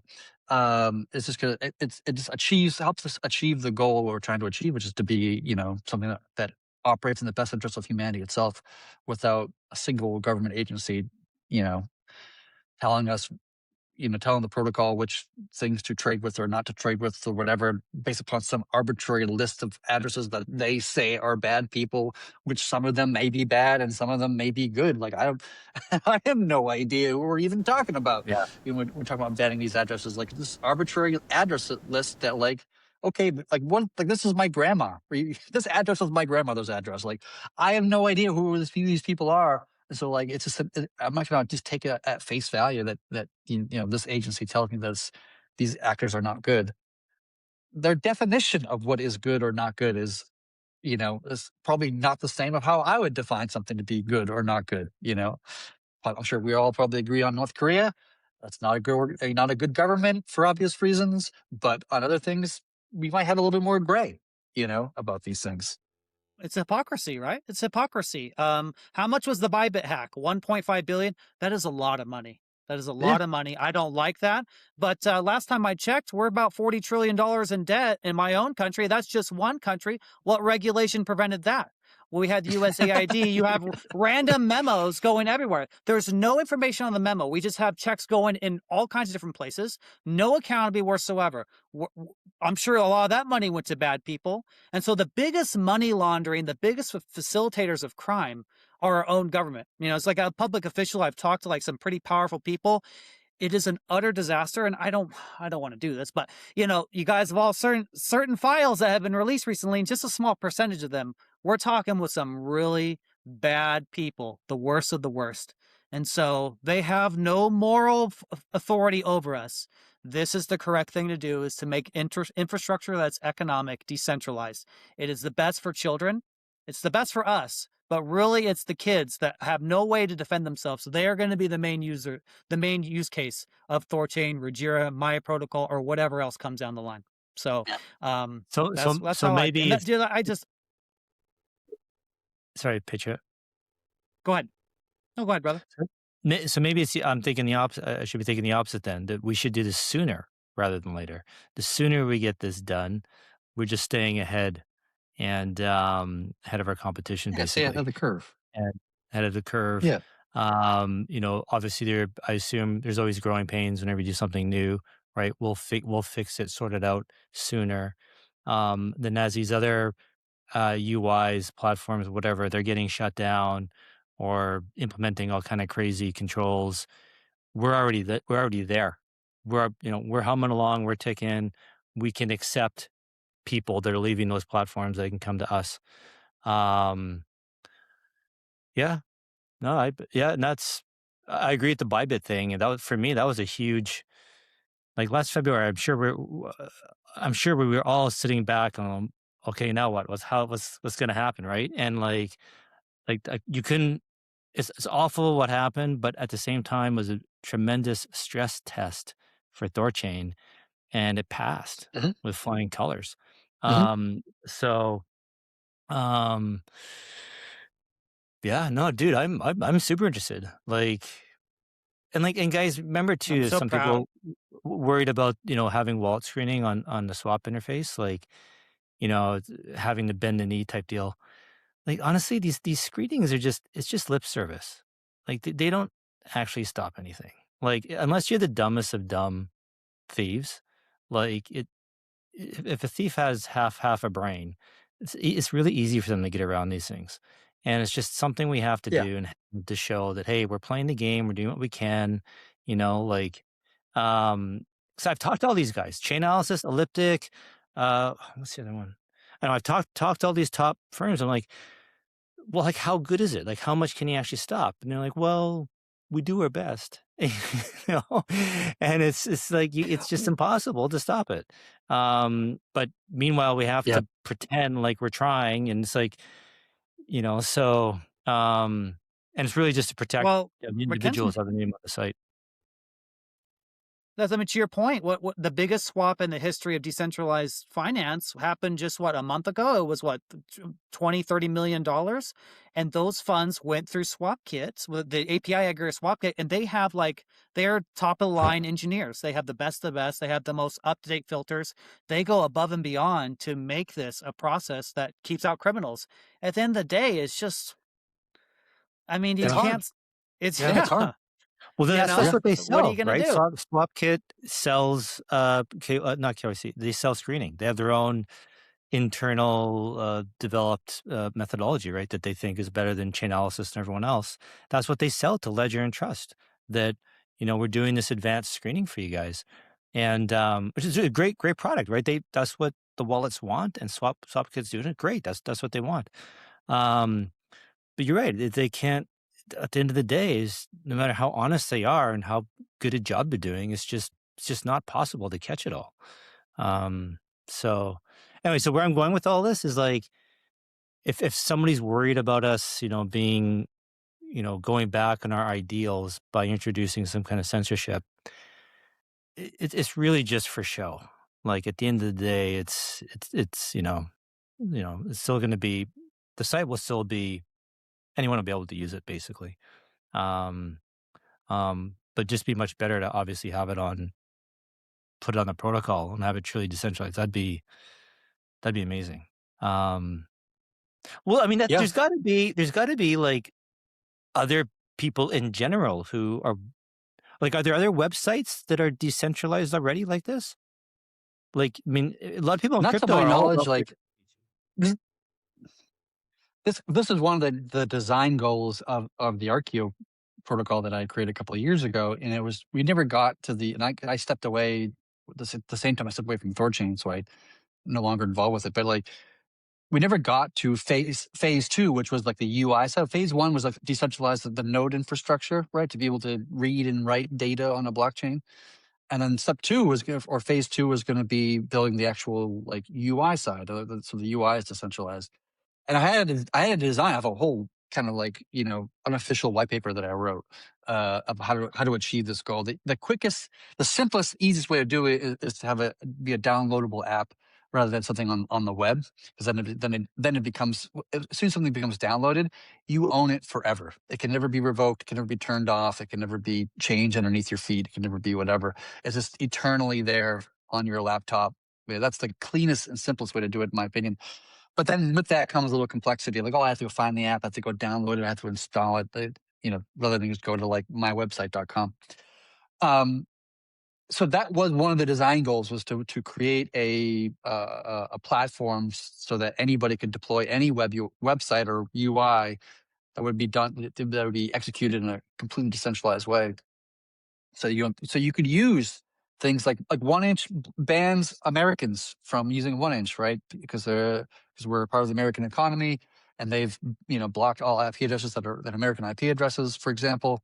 And you can use 1inch even if you're an American in a hypothetical scenario, right? So it is an interesting and technically complicated question of like how do you actually achieve the goal, and like how decentralized is decentralized, right? That's the other component to it. Is like how deep down the rabbit hole of decentralization can you actually get with this? And obviously, as a decentralized maxi purist, I consider myself like I would have to go like I have to be very convinced that like there's no point in this entire stack that is you know, that is remotely considered to be centralized.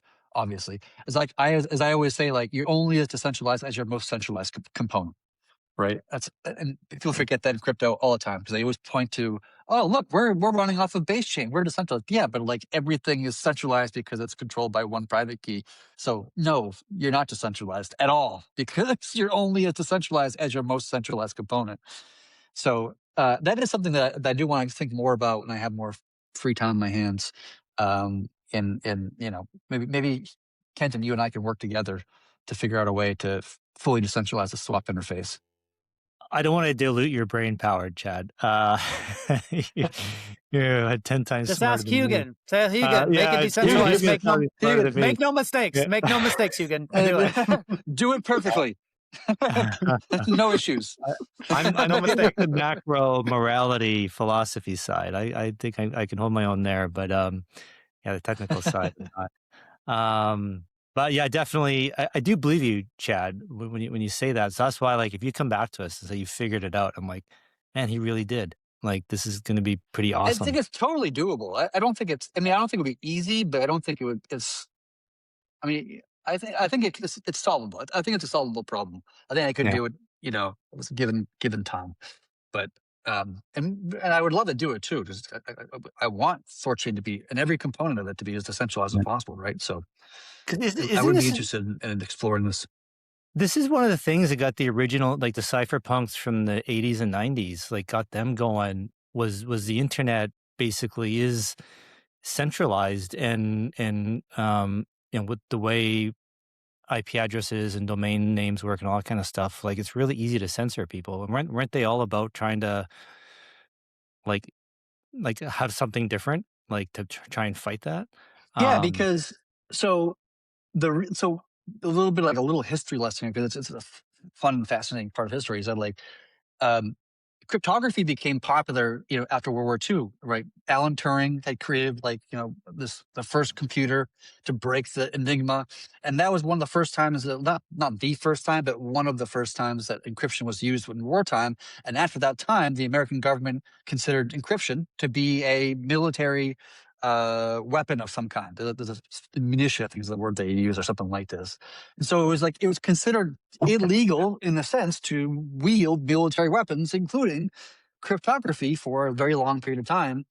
And then in the 90s, a guy named Zimmerman, I think his name was, he created PGP, which is, I think, stands for pretty good protection or pretty good privacy or something like this. It was like the first simple to use encryption technology that anybody could just download on their computer and just encrypt a file. And that was kind of a big deal at the time, right?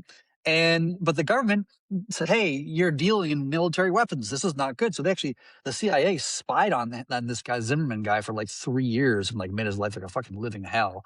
Meanwhile, there were MIT, professors who were creating a new cryptography, which I forget which one it was off the top of my head. I think it was RSA, if I'm not mistaken. And the government's like, you better not release this white paper that reveals this new cryptography thing called RSA. And it just became this huge battle. And so then when the internet came out, we needed encryption in order for there to be private communications between the client and the server, right? You couldn't do credit card transactions, for example. You couldn't do web logins, usernames and passwords would not be practical without having some form of cryptography. But the government at the time was saying, no, cryptography is owned by the military. You can't use it. And in fact, if you build, and this is Joe Biden was actually one of the people before this, that you had to, if you were going to build cryptography, you had to build a backdoor so that the government could gain access and decrypt any arbitrary cryptography in the country, right? And that was obviously a really bad idea for a whole host of reasons. And so the cyberpunk people were obviously upset about this because it's information is privacy and all this kind of stuff. So they started to print things encrypted on their T-shirts and then travel internationally on flights and publish books that are all encrypted just to make it difficult for the government to say, like, you can't do it. Like, you saying I can't wear a t-shirt and go across international lines, like that's such a fucking silly argument. So they're constantly trying to poke fun and like and prod at the how this stance they were having was so kind of impractical and unrealistic and and overbearing and all these things. Eventually the cyberpunks won, and then we have what we call the internet today. And if they didn't win that, like, we wouldn't have credit card transactions and web logins and like half the shit that we use the internet for, like, would not even be, it would just be a friggin' encyclopedia and nothing more than just that. If it wasn't for everything else that we have, right? We would have gaming wouldn't be a thing because you need encryption for that as well. So it's just like it was a fascinating moment through like the history of American, cyberpunks, as Fenton brought it up. Like, and it's really important that we kind of stay true to our kind of like our roots as the cyberpunks, community, and we continue to push for privacy and self-reliance. I Nice. love it. I love it. That's exactly what So, we're doing here. Man, this is the best community ever. Go ahead, Kenton. But so the cypherpunks haven't figured out a way to make a website decentralized then? Like, have they been working on it? Is this a problem they've been working on for a while now? Uh, Not to my knowledge. This I'm aware of like two ways of doing it, and one is just having everything be downloaded locally. That's the cleanest, simplest way. There's a way you can do it with like a WASM in some way or form. I remember I was talking to somebody about this a couple of years ago, and I kind of forget the details of how that's actually achieved. Oh, we just lost our friend. Um, Yeah. but yeah, I think this definitely deserves engineering time and talent. I think part of the problem is it's not like a sexy problem, right? Like, it's not DeFi with token, mooning soon, and the stuff things that people get excited about. So I think there's not as many engineers who are fixated on this problem because it's not as sexy. But it is a really important problem that somebody does need to solve, and that's why I started to do it a couple of years ago. But then I stepped back for personal reasons, and life got crazy for me. But Yeah. I would love to go back to it at some point because to me it's like a critical component of crypto that we're just missing still, which is that Yeah. ability to decentralize the complete stack, Yeah. Yeah. of DeFi and other things too. Because that's how they're gonna. I totally agree that like they're gonna go after the UIs. They're gonna go after the choke points, the centralized They pieces. did, yeah. And Yeah. Thorsoft got um, talked to like in 2022, I think it was. They got a finger wag. yeah. So, welcome back, Yeah. Denny. Yeah. Well, Yeah, cool. I just had to use the restroom real quick. Sorry. I need more coffee. More coffee. Yeah. Well, dang, this has been a really fun conversation, you guys. Chad, you said you were gonna. Oh no, actually, you did remember that was the whole decentralize the website of THORChain. So I think we covered that pretty good. Awesome. Let me check real quick, see if we got any questions from the audience. Do not see any. Oh, I got it at here. We can talk about Slambammer's ADR 24, I guess it'll be. ADR XXX until he's talked with the developer team. They want to cover some things, but yes, maybe ADR 24. Yes. The next ADR. What was the one that he leapfrogged? Was there another one that was? What's the other ADR that was? Oh, there was one about like the swap priority order that was but you guys being briefed. You sorted it out, right? That's 22. Yeah. And then I think it's already sorted out. I think it's already going to be part of 316. Okay. I think Slambammer's should have been 23, but now it's going to be 24. I think. Maybe 24. Maybe. Yeah. Okay. Yeah, the low bond amount for churning in, basically. Yep. We're churning out more accurately. Yeah. Maybe I'll just recap it quickly for people. So right now with THORChain, 3 nodes are kicked out every churn. The oldest node of the network, the one with the most slashes, and the one with the lowest bond. And Slambammer has proposed to change that to only kick out the 2, the oldest and highest slashes, and not kick out the node with the lowest bond unless we're at the max, unless we're at 120 at the max. And the idea is just we need nodes. We want to keep them in the network. We shouldn't be kicking them out. I think it's a great proposal. I agree with it. I'm not, in my mind, I'm not too fussed about like nodes coming in, taking over the network type deal. The only reason to get rid of them is if they're not keeping up, like, having slashes. So that makes sense to me, kicking those out. And then the one with age, I think is good in case node operator dies or something, right? Or like, I know BPs who've lost touch with their node operators, they can't churn out. So they're just waiting for the node to age out so they can withdraw. So I think that's good to keep. But yeah, arbitrarily kicking out the lowest node right now, I don't think that helps us. We want to keep them in the network. Yeah, I mean, there's some argument to be made about by kicking out the lowest node, it incentivizes the lowest node to bond more, and then they become the second to lowest, and then the lowest becomes the new lowest, and then they're incentivized to go up. So it kind of pushes up the bottom. Instead, it creates the incentive to push up the lowest people to get higher up. So we've over a period of time, the bond becomes larger over time.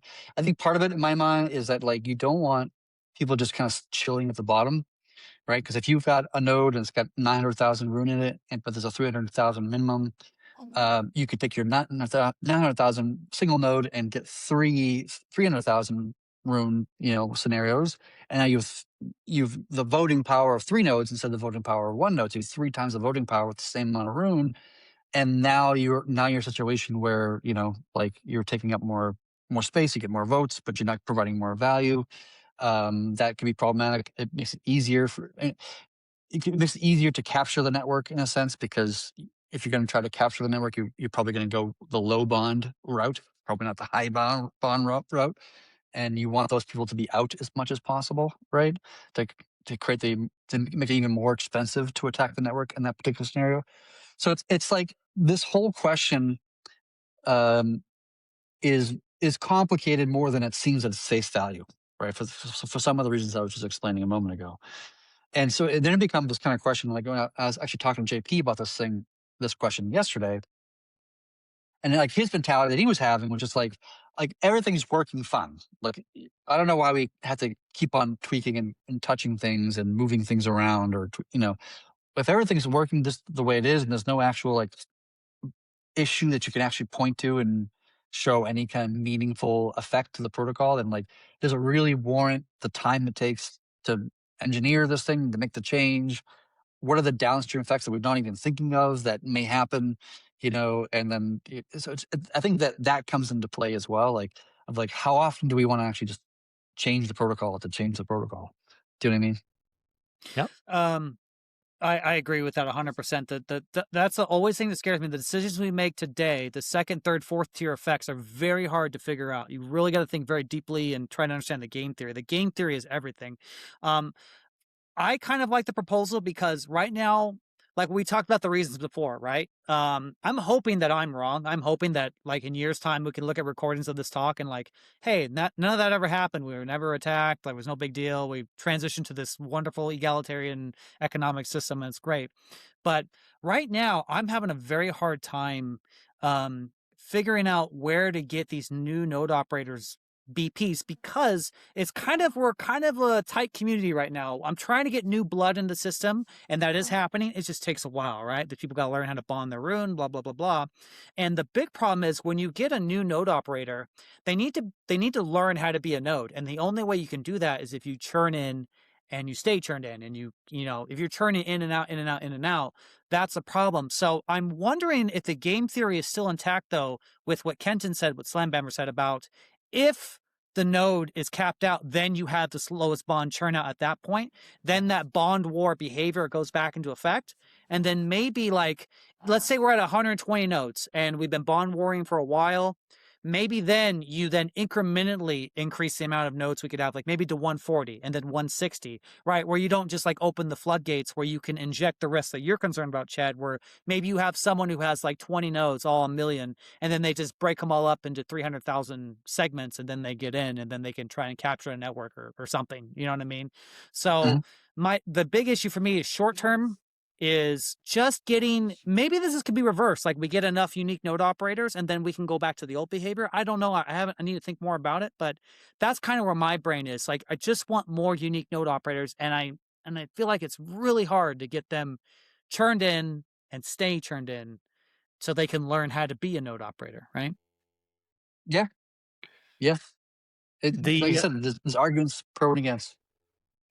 The comment about, let's say you've got one node at 900,000, you can break it up into 3 nodes, 300,000. When you can do that today. And so let me just expand it. Let's say you have 3 nodes at 900,000. You could break that up into 9 nodes at 300 each. And basically you'd have 8 nodes in the network at any given time. And you just have the one that's always out, right? And you'd have the 2 swap, right? The one, they'd be basically, swapping back and forth with the 8th and the 9th, right? So already it exists now that the nodes could do that and have all of these like really small bonded nodes, but we're not seeing that. They're not doing that. And I like to think it's because Yeah, the they're on it. reason, in part, Yeah. the reason why is because the yield is different. Like the yield is basically half. Like if you have a node that's the low bond node, you'll earn half the yield as another node in the network because you'll spend half the time in the network and half the time out. That's assuming you get churned in and out every time, which you'll get churned out definitely. Churning in, maybe not because you're low bond, so maybe you won't be selected to get turned in. So maybe it's like less than half, right? And so like if I have 900,000 rune right now when I'm in a node, and I do what we're saying, then like I'm probably just gonna make less money than I am making now with my 900,000 in a single node. That's the incentives are there to bond larger. This is like all part of the bond wars, thing we kind of talked about from the very beginning. So you're right, you can do it, but the incentives are not there to support it. And if you're removing low bond node from the system, you remove the incentive to stay on a higher bond node. The interesting thing is the BP node dynamic also helps prevent that behavior, because it's not as simple as a node. Just if I have a million or 900,000 rune, like a lot of that rune now is actually separate BPs. And to get them in a new node, that would actually take a lot of coordination. You would have to have the BPs churn out. Hey, you need to whitelist to this address. Now, if it was a node with 20 nodes and they're all his rune, it's no problem whatsoever. But I feel like this BP node dynamic that we had, this culture that we built over the last year or so, it's extremely powerful. And I think it just it makes these behaviors less likely. Like I think there's real power in our culture. I'm in all these different node operator groups, and it's really something to watch. I mean, just this dynamic between humans. And I think before, when we had THORChain, we didn't really talk about that. The whole point was to get humans out of the equation. That was kind of like the idea, kind of like our POL discussion. Like, we don't want this human thing, but it's really this amazing culture that we built that I think protects us in many ways. I mean, everyone's ideologically aligned, and now there is real relationships in BPs and node operators. Not every node operator has it, of course. Some are just their own guy. I'm not making, I don't want to say that, but I feel like it's based on how many nodes we have now to what we're at 100 nodes. We need 20 more and then we're full. I don't think this is that big of an attack vector. And I wonder if we step it up, right? Gradual, we do this, we get to 120, that bond war behavior returns.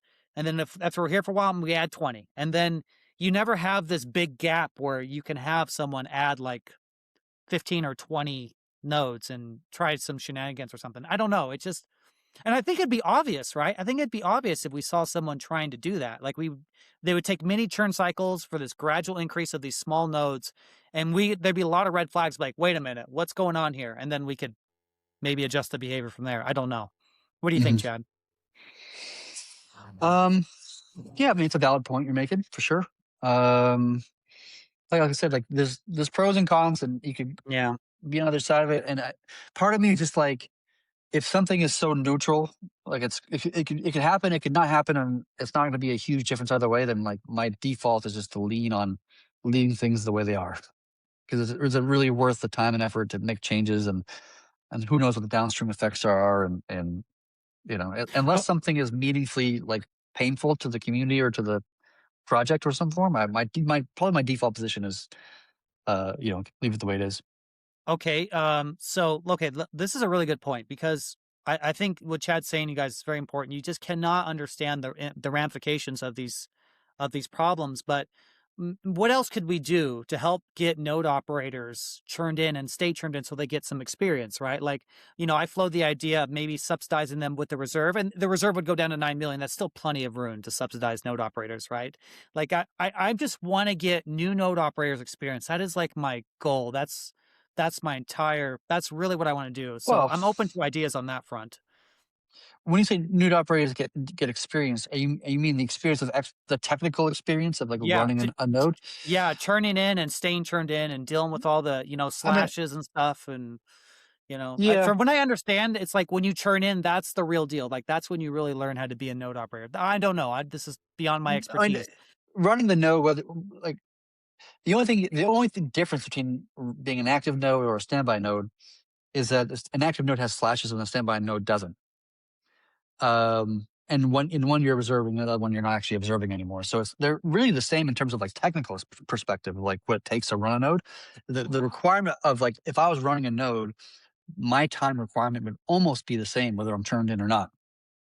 In fact, I would submit that most node operators will will behave identically whether they're turned in or not, right? And that meaning that they would solve whatever the problems that they're having or doing a software update or whatever it is, whether they're turned in or not.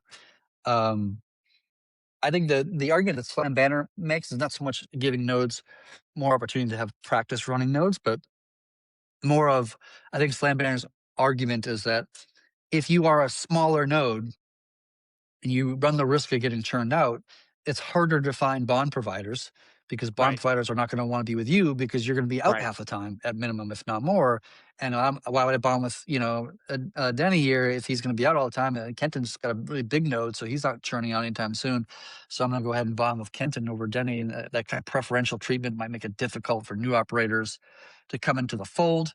I think that's a valid point that the Slam Bammer would be making.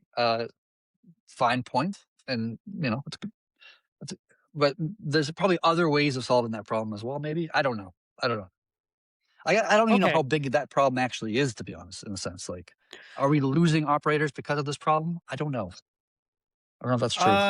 I don't know either, honestly, but I do know that I am trying to get node operators BPs, and it's hard to do. It's hard to do because Yeah, people who are BPs now, they're very knowledgeable, right? And they're well established. Like a lot of people are with Kenton. And go ahead, Kenton. You're trying to say something.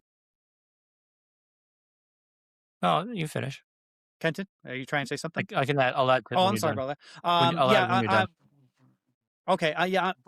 Sure. Okay. Sounds good. I'm trying to, just trying to get these guys bond providers is hard. I think this problem will fix itself when THORChain becomes more successful. We got the app layer going. We got assets. We're getting a lot more swap volume, make more money. That's a natural magnet to bring in more blood to the system. More BPs will show up. I think it'll fix itself, but in the short term, that's just yeah. Go ahead, Kenton. Or Chad, sorry. yeah. I don't know if it seems frozen on my screen, but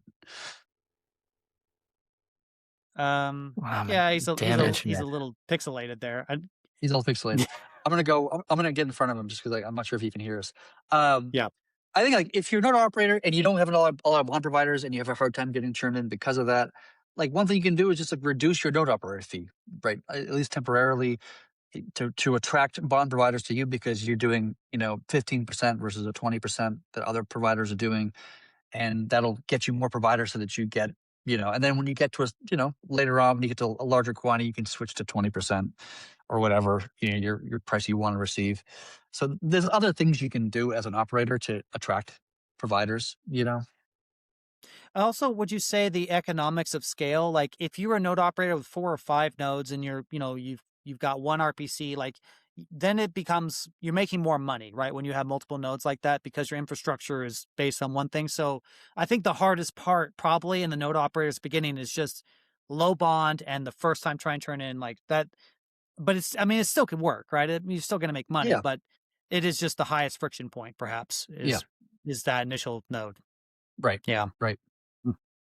Okay. Chad, I'm sorry, Chad. Kenton, are you there, brother? Can you guys hear me? Yes, I can Yeah, hear I can you, hear bro. you. Go ahead. So yeah, I was wondering, like, I think that is real about bond providers. Like, if you're constantly getting kicked out all the time, new bond providers don't want to be in that node. They want to be in the nodes in the network so they can get yield. So I think that is a valid comment and concern. Um, so yeah, you have to have some pretty patient bond providers to work with the small node operator for them to get size to stay in. Um, yeah. That's Um, me. That's me. I'm gonna be with a node who's not turned in, who's just getting started, and well, that's me, right? There's not many. There may not be more me, or there's some people that have already done it, but they're fully allocated, right? So, and it's hard. It's hard to ask someone to do something altruistic like that. That's counterintuitive in a capitalistic market, really. We Yeah. have altruism, but it's that I'm running to that point where I'm just trying to find BPs to do this stuff, and it's getting hard. So. But thank you to everyone who's done it, by the way. Thank you so much. You know who you are. You're a godsend. And Slambammer, Rune'Tard, all these guys have trained node operators. They've even surrendered their own BPs to get these guys started. Like, that's incredible. Come on. Yeah. I love Yep. these guys to death. Yeah. Yep. Well, it's an interesting conversation, right? We're going to say something, I Chad? know. Didn't mean to cut you off. I know the Treasury runs some nodes, doesn't it? So what if the Treasury had some like arbitrarily 300,000 rune nodes like taking up the low spot, so that any new node operators would come in just above, and so they're not always going to be the smallest, and the Treasury is just kind of taking one for the team type deal, taking up that low spot. So they're always the ones being the lowest bond. So anybody coming in a bit higher should be able to stay in longer. Well, if you did that, kind of game the system a little bit.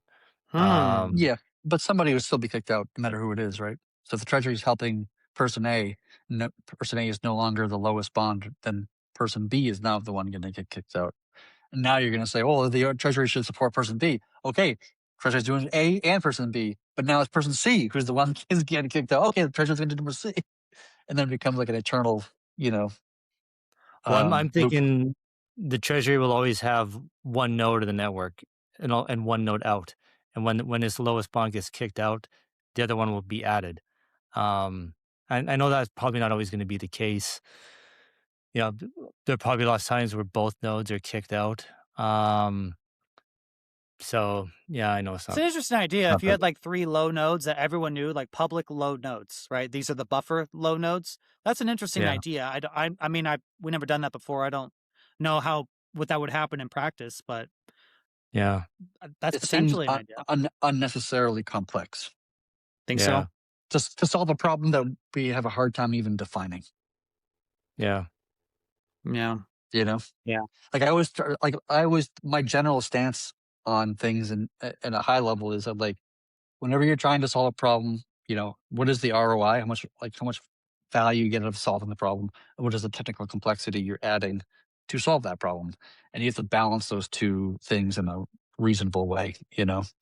Yeah, it's hard to calculate because our entire security model is going towards decentralization, right? So it's like it is a big deal, but like I think we're safe. Like we have such an amazing node operator group. I'm not worried at all, like at all. I'm just thinking in the future, right? And it's really hard to figure out. I don't know how to figure it out. I just kind of go with my intuition, Yeah. Yep. And I got to show you guys something.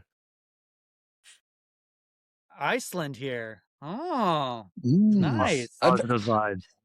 I've been to Iceland. I love. I spent a week there driving around the country. It was beautiful. It's amazing. I've never been there. Would you go around it 3 times? Yes, I definitely would go around 3 times. No, Sure. it's small, isn't it? How long does it take to drive around Iceland? Can you do it in it takes a a day? long time, right? Oh, Depending on how like you can do it fast or slow, but like I think if you were to drive straight without and this person from Iceland might be laughing at me right now, but I think it would take like a day or two if you wanted to. I think 2 or 3 days probably is what like if you actually were to drive around the whole country Okay. without stopping. But I think I took like a week to do it, just to stop and sleep and see, you know, waterfalls and, you know, Yeah. beaches and that kind of stuff. You can drive around Cayman in about max 3 hours. And that's like Oh, really? tip to Yeah. tip. That's like Yeah. going as far as you can back and forth. I actually have a picture of me in Iceland with the Rune logo. I got the little like R logo that we have for Rune. Oh, that's Like there's epic. because there was actually like I found randomly some wood plank put into the grass, some random place in Iceland. I took a picture of me, you know, I pointing to it like an idiot, and he's like, "That was it was funny at the time." Don't you have a hammer, Chad? Don't you have like a custom room hammer? I remember that. I used to have a small one, which I've now I threw it out because it broke. But I know Familiar Cow has like an actual like That's real what it is. hammer. Familiar Cow. Yes, that's Familiar what it Cow was. has like he knows a blacksmith, because who the hell knows a fucking blacksmith, right? Familiar Cow. In 2026, and he hired his blacksmith friend to actually make a legitimate fucking hammer, which I think he still has at his place, whatever. And I saw it. It's pretty awesome, to be honest, but it's hilarious at the same time as well. Love that guy. He got to get him on the live stream. He can show us the hammer. We got to get him on here. This is before of us. Oh no yeah, big he's deal. got to show us the hammer. Yeah, Kyle you used to have do your gun. these every Thursday things with me, like every Thursday for a couple of Yep. years. Yeah. Him and Chad Thoreau used to do it as well. Yeah. Yep. It was always a great Oh, time. geez. It was. Yeah. It was. Those are like the best things ever, right? People love them, and that's kind of why, like, people love it. They love hearing the voice, and that was just mostly Spaces, right? It wasn't live stream, so, but people loved it. Like that was always the thing that generated buzz. It's like hearing from your guys' mouth what is going on, and so I'm so thankful, man. We're coming on 2 hours. Chad, these things, people love them. I get so much engagement. I get so much DM. They really appreciate the time you give to explain it, because hearing it from you is just, it just hits. You know what I mean? It's just like, Chad said it. I say it, they're like, this guy's an idiot. He doesn't know what the hell's going on. I'm like, ooh. Well, so I'll check real quick if we got any questions here. Any questions from the community? Oh, well, Thibault's all being bearish over here. It's like, well, we have to wait another year to get one more chain added. No, we have like 4 in the pipe right now, maybe even 5. Wrong, sir. Wrong. We are doing amazing. This is a whole nother animal. We'll probably have now. Zcash out within probably like a month or 2, I would guess. There you go. There you go. Because remember, guys, for those who don't know, it is on my protocol. So they've already have a working chain client. So that one is and it's a UTXO, right? So much simpler to add. Yeah. Yes. Well, I don't think I have any other questions, guys. I'm just double check here. Thank you, everybody, for submitting your questions. I really appreciate it. Hope, or hang on a second. I got DM here. I do have one more. Hang on. Someone wants to know during vote notes, if some notes don't vote for an important things, can we impose a penalty on them? Well, a non-abstaining is a no vote, right? So, so if you like, that's the same thing as voting no, essentially. If you don't vote, that's my understanding. Yeah, and technically, it depends on the question is phrased, right? So you could phrase it in like, do you want to go this way or that way? And like, what is A or B could be arbitrarily placed, and that's true. You could phrase the question in the vote to be whether a no vote is a yes vote, I suppose. Although we don't generally do that for obvious reasons. But yes, having the ability to omit your vote is perfectly valid. I wouldn't want to penalize anybody for not voting necessarily. Although I prefer people to vote. It has a much more clarity, about it. I do want to penalize people. Like I feel like nodes have to vote. But there should always be an option of like the option should be abstain. But at least you're signaling to the network you are aware a vote is occurring, and you don't want to vote. Fine, but at least we know you're awake. Because like that concerns me is node apathy. That over time that, you know, nodes just aren't going to pay attention. They're not going to vote. They're not going to participate in governance, and things are just going to get gummed up. And Yeah. at least if they're forced, if you don't vote, you're going to get slashed type deal. Even if it's an abstain, fine. But at least you're telling us that you're aware there's something going on, that you know that there's something being discussed. You need time to think about it, or you haven't made up your mind, or whatever. But at least you're awake. They Um, yes, and they clarified here on the penalization. Like for example, the Sol, like if the Solana, we had to delay the start of the chain, right? The app, maybe they didn't work as hard or they weren't on top of it. Should that have been penalized, right? And right, something along those lines. yeah. Yeah, Because Yeah. it's, I don't agree. Like in politics, to force people to vote, I think that's wrong. right. But this is like a private blockchain, private, community in a sense, and it's like, how do we ensure there's like proper governance that people are participating? Mhm. Um, so yeah, Yeah, yeah. I mean, I think governments is pretty good. I think we're pretty responsive. We could probably be better, but not too bad. I mean, I see a lot of relays in Discord. I love seeing that all the nodes talking to each other, helping each other if they have issues. Like I live for that stuff. Like I live and breathe. I love seeing that stuff. But yeah. Well, thank you for the question. I appreciate that. I think that's it, you guys. I think that's it. Should we wrap? We're going over 2 hours. Again, I want to respect Chad's time. I appreciate it. I know Kenton's busy as well. I am busy as well. Anything else, guys, at all for the folks out there? Yeah. That's no, it. I think that's it, guys. Okay, sweet. Well, we're going to wrap this up here, guys. Remember, the views expressed are solely those of the hosts and guests. Any action taken based on this information is your own risk. Past performance is not indicative of future results, guys. Saturday, we are going to have Cake Wallet on, guys. We're going to have Vic with Cake Wallet. I'm really looking forward to talk to him. I haven't talked to him in years, so it'll be nice. Hopefully he remembers me. I hope so. But a really cool guy. So guys, thank you so much. I hope you guys got something out of this. Let us know if we missed any questions. Please let me know in DM. We'll get them addressed the next week. Chad, Kenton, thank you, my friends. Always great doing this with you guys. yeah. Thanks, Yes, guys. sir. See you Take next care, week. everybody. Bye-bye.